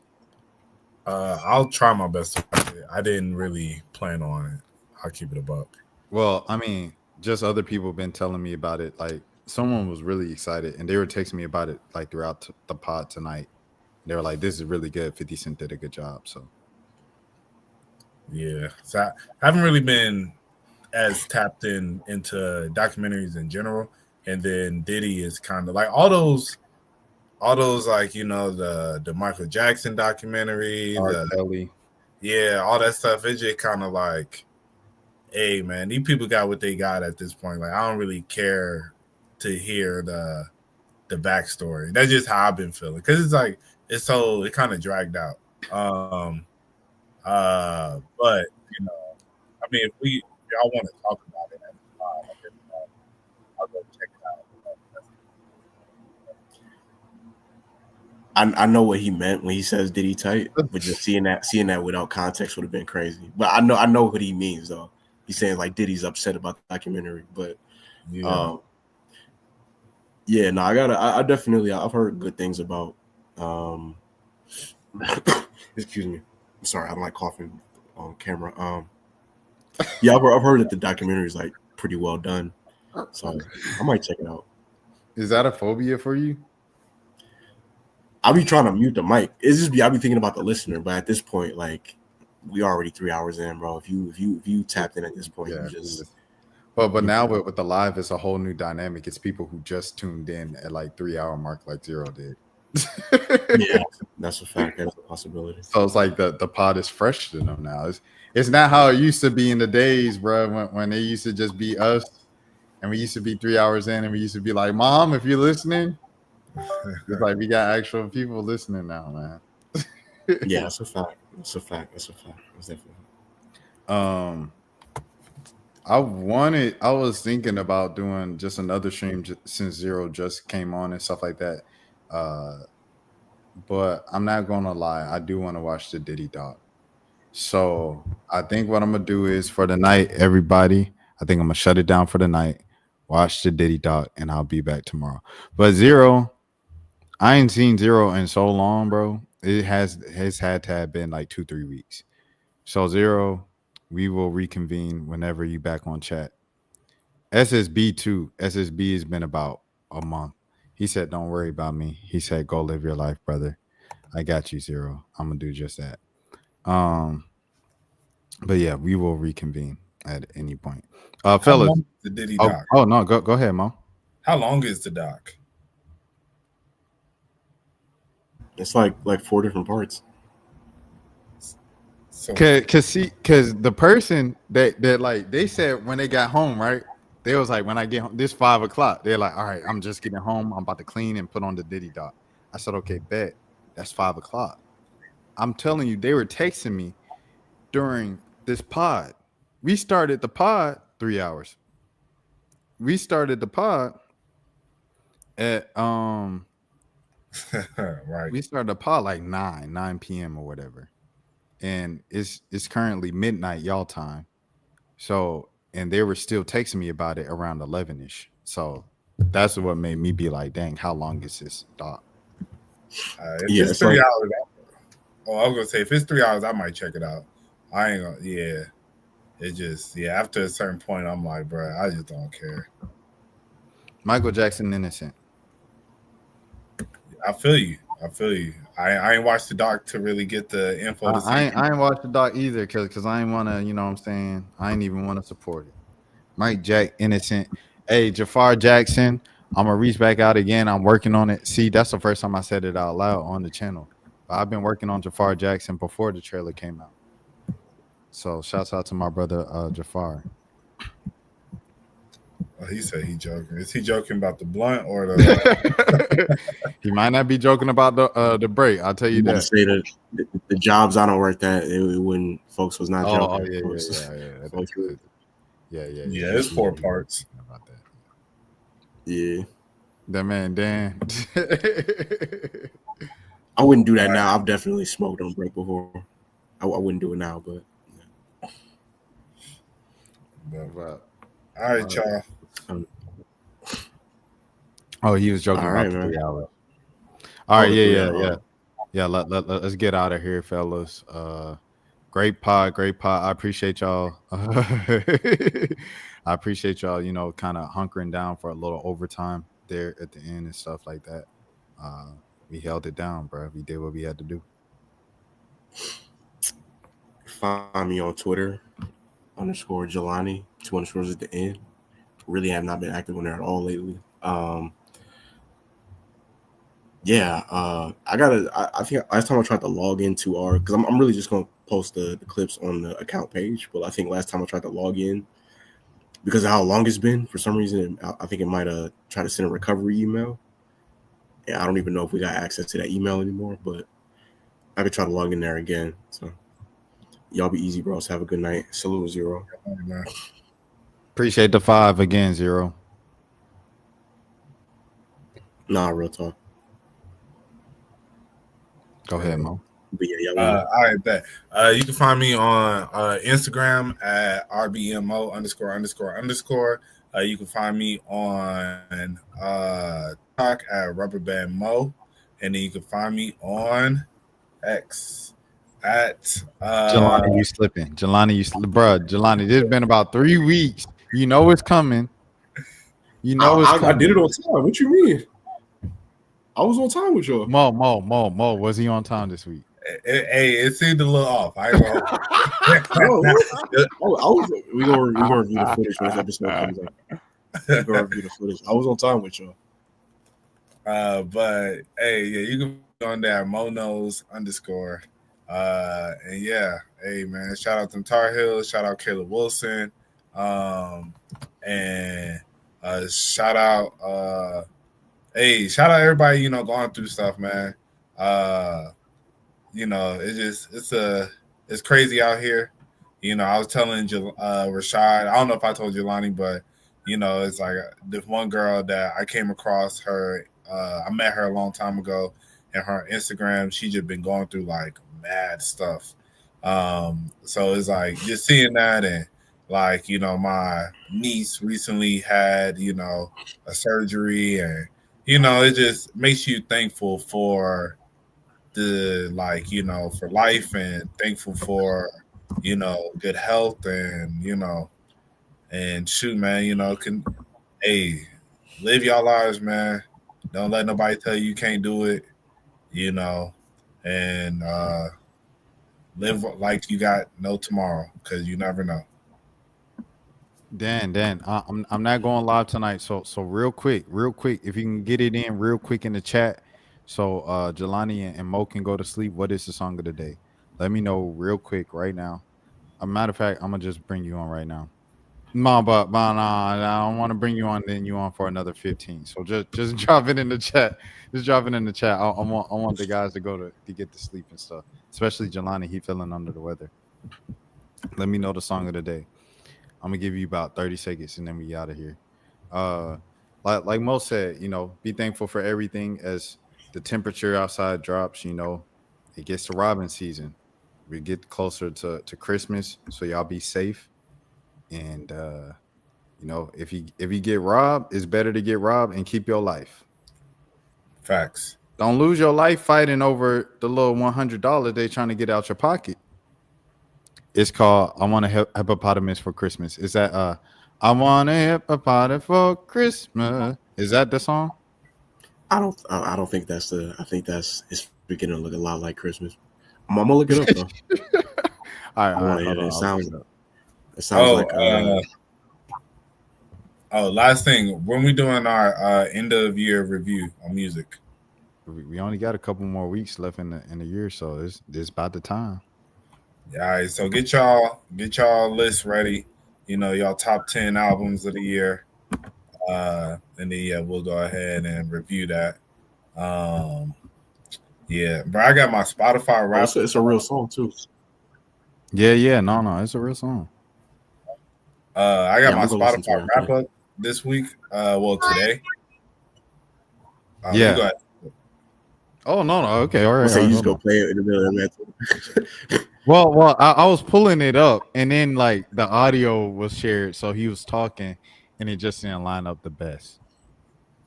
But let me see. I was just gonna say, like, I got my wrap up, and it was funny. Like, I kind of this year, like for years prior, like, you know, I'm a Drake fan, but I always kind of like stay away from listening to his music as much. Just because it's like I be feeling like, man, like everybody think of me as a Drake fan, so I don't want to just always, that be the like, oh, you always love listening to the music and stuff, So it'll be a lot of times where I would want to, but then I'll be like, I ain't gonna really play it. But yeah, this year I kind of like was like, you know what? If I feel like listen to some Drake, I'm finna listen to it. I don't care. And yeah, my Spotify wrap up definitely reflect that. I'm gonna show y'all my SoundCloud. My SoundCloud is only accurate because I really only used SoundCloud for the first half of the year this year, and then the second half I used YouTube Music. So I got to see what the YouTube recap says. But my SoundCloud top artist is Tyler Creator, Tony Snow, Suave, Playboy Cardi, and Kendrick Lamar. And I was like, bro, this was such a boy year for me, bro. It was nothing but boys, nothing but masculine energy.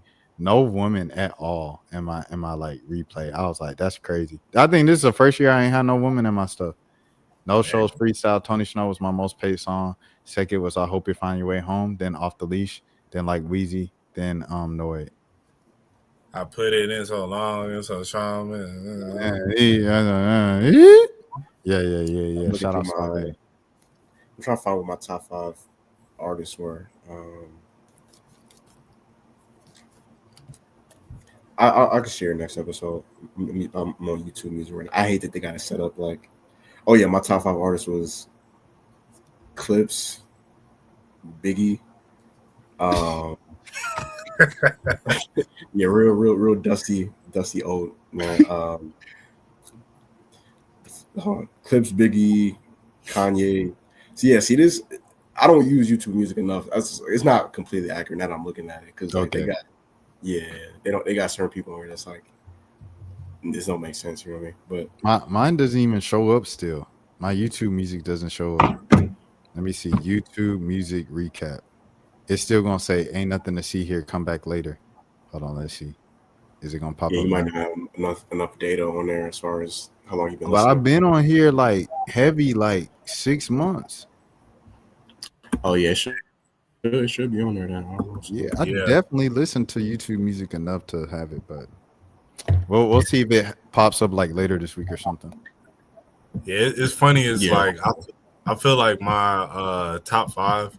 Like I listen to a lot of different stuff. Like it said, I listened to like over, like it was like it said how many genres? It was like 328 genres. 328 is crazy. Yeah, I was like, bro, I didn't know there was even that many genres. But I guess I listened to a lot of different music. But then it was like my top artists was Drake, Future, Party Next Door, The Weeknd. Show the screen. Show the screen.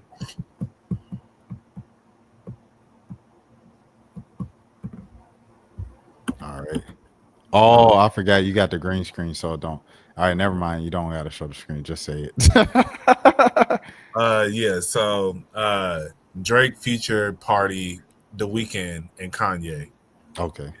And then like, yeah, it was just like even like the top songs. I was like, dang. Some of because it's like 4 of them was from Some Sexy Songs for You, and I was like, bro, I was not listening to that album that crazy. But it was like looking at the numbers, it was like it wasn't like a dummy high amount, but it was just like, especially I guess when it came out, I was like listening to it more, and then that just took enough. That was enough for it to kind of go over the top. But yeah, I was just like, I thought it was gonna be something completely different. I was like, I've been listening to a lot of that Lil Reezy, Mariah the Scientist, a bunch of different stuff. But then it was like, but I think every morning I have a like a morning playlist. So as I'm getting ready every morning, I play that same playlist, and so it's like, yeah, that just ended up kind of taking over, None of us, out of all 3 of us, had one female artist in our top 5, bro. Yeah.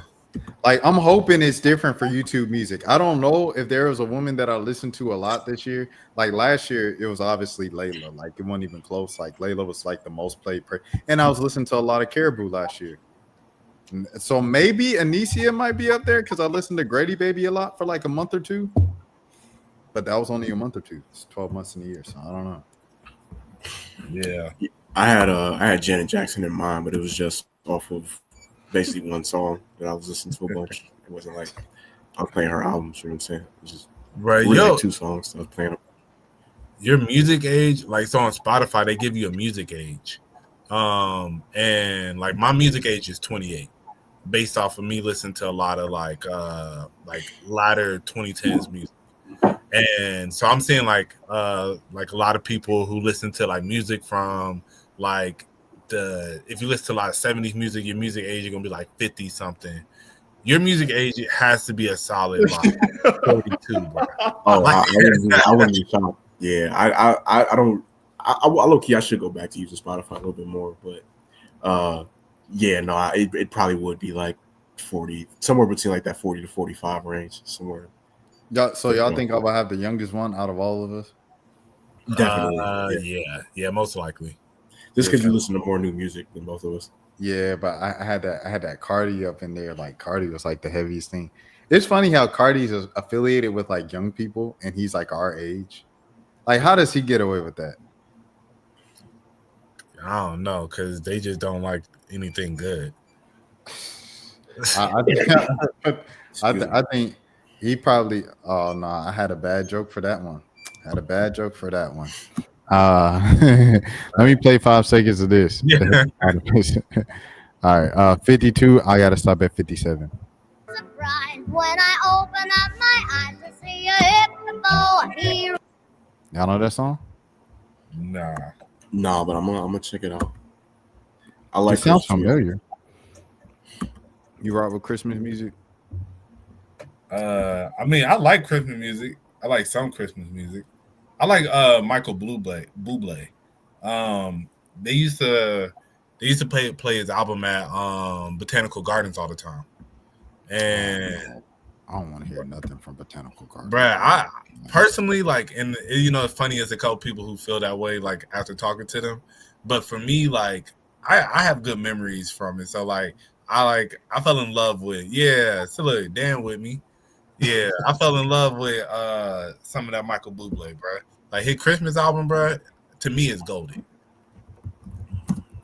I like that. Santa Claus is coming. Oh yeah! Shout out to the Jacksons. Oh, I have a theory, Mo.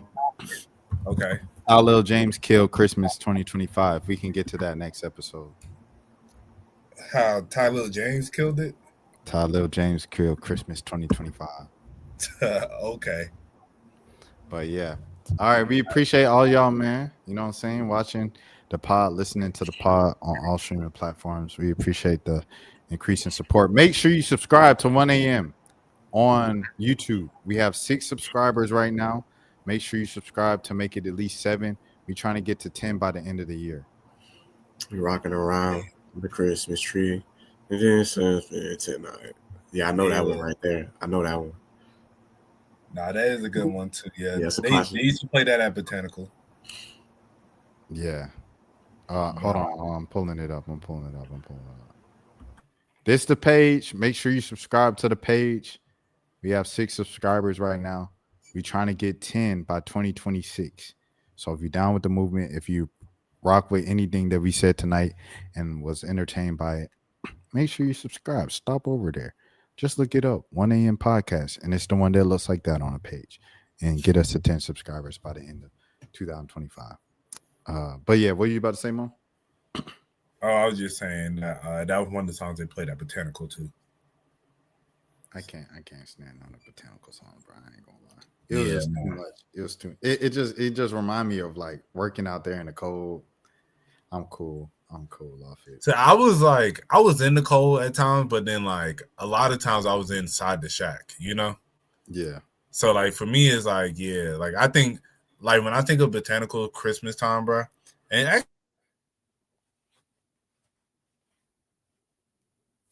I think of my memory is always like leaving after everybody gone and I'm closing down and everything, and then the music is playing, and then you just see like the empty park with the lights and like, you know, the big orbs in the middle of like the field, like the little in front of the what is that thing called? The atrium area. Yeah, I know what you're talking about. Yeah, like that's what I think about when I think of like that time, bro. Like I think of like that was like my biggest memory because it used to be so peaceful. Like leaving at the end of the night after like the chaos, and you'll just be in there by yourself, and it's just like the music playing, the lights is like, you know, on all the trees, it looks beautiful, and it's just like another day gone, man. You know. My favorite part was the days where we had the paychecks because, you know, I didn't do direct deposit because I like holding the check. I get that paycheck from Alex. I hold that check in my hand. I walk back to the car. My feet frozen. They feel like icicle. And I got that $300 in my boy, man. I had $300 in my hand, one paycheck. Boy, I thought I was doing something. Right. $300 in a paycheck, man. I thought I was doing something, but that was my favorite part about leaving. But you know, I think it's like different for me because it's like me being there through all the different iterations. Mm-hmm. It's like I don't really think about working out like the outside part as much, you know, like because most of the times, like especially like after like that was really them having us like really work outside like that. I feel like that was like a year or like 2, if that, you know, like or. I don't know, because how many years were you there? It feels like about 2 or 3. Yeah. My sophomore year, junior year, maybe senior year, so maybe 3. Yeah. So I don't know. It's like I remember it, but like so they don't do that no more? No, not really. Like not from what I mean, shoot, I haven't been there in about 5 Yeah, you ain't been there in a few years yourself, yeah. Yeah, but I remember like my last year being there. It was like the last few years I was there, you know, it was like more of like we was always just in the shack. And it was like there was a couple times, you know, like being out and they'll have people out there, but I mainly worked inside the actual shack. Yeah. So and I think it's just maybe more of like a seniority thing, you know. So like as time went on, because I've just been there so long. But that's cute. I'm gonna have to tap in one day, see y'all sing together. Yeah, at the end of the stream, we don't sing together. But let me clarify this as well. Like it's at the end of the streams. I ask Dan what the song of the day is, and then he'll sing the song, or if he said I forgot the words, I might sing the song if I know the song, and that's that. I mean, it's all good if y'all singing along, bro. I'm gonna just tap in. All right, man. But all right, let's get up out of here. Yeah. Like we stayed an extra 30 minutes. We gave y'all an extra 30 minutes. I hope y'all appreciate it. I'm not streaming tonight. This counts as a stream for tonight. I'll see you tomorrow. All right. Oh, all right, Dan. All right, come on, bro. come on, Dan. All right, man. Y'all be easy, man. All right. All right, but we'll see y'all next week. Peace. 1 a.m. We out. Hey. Throw your motherfucking hands. Get 'em high.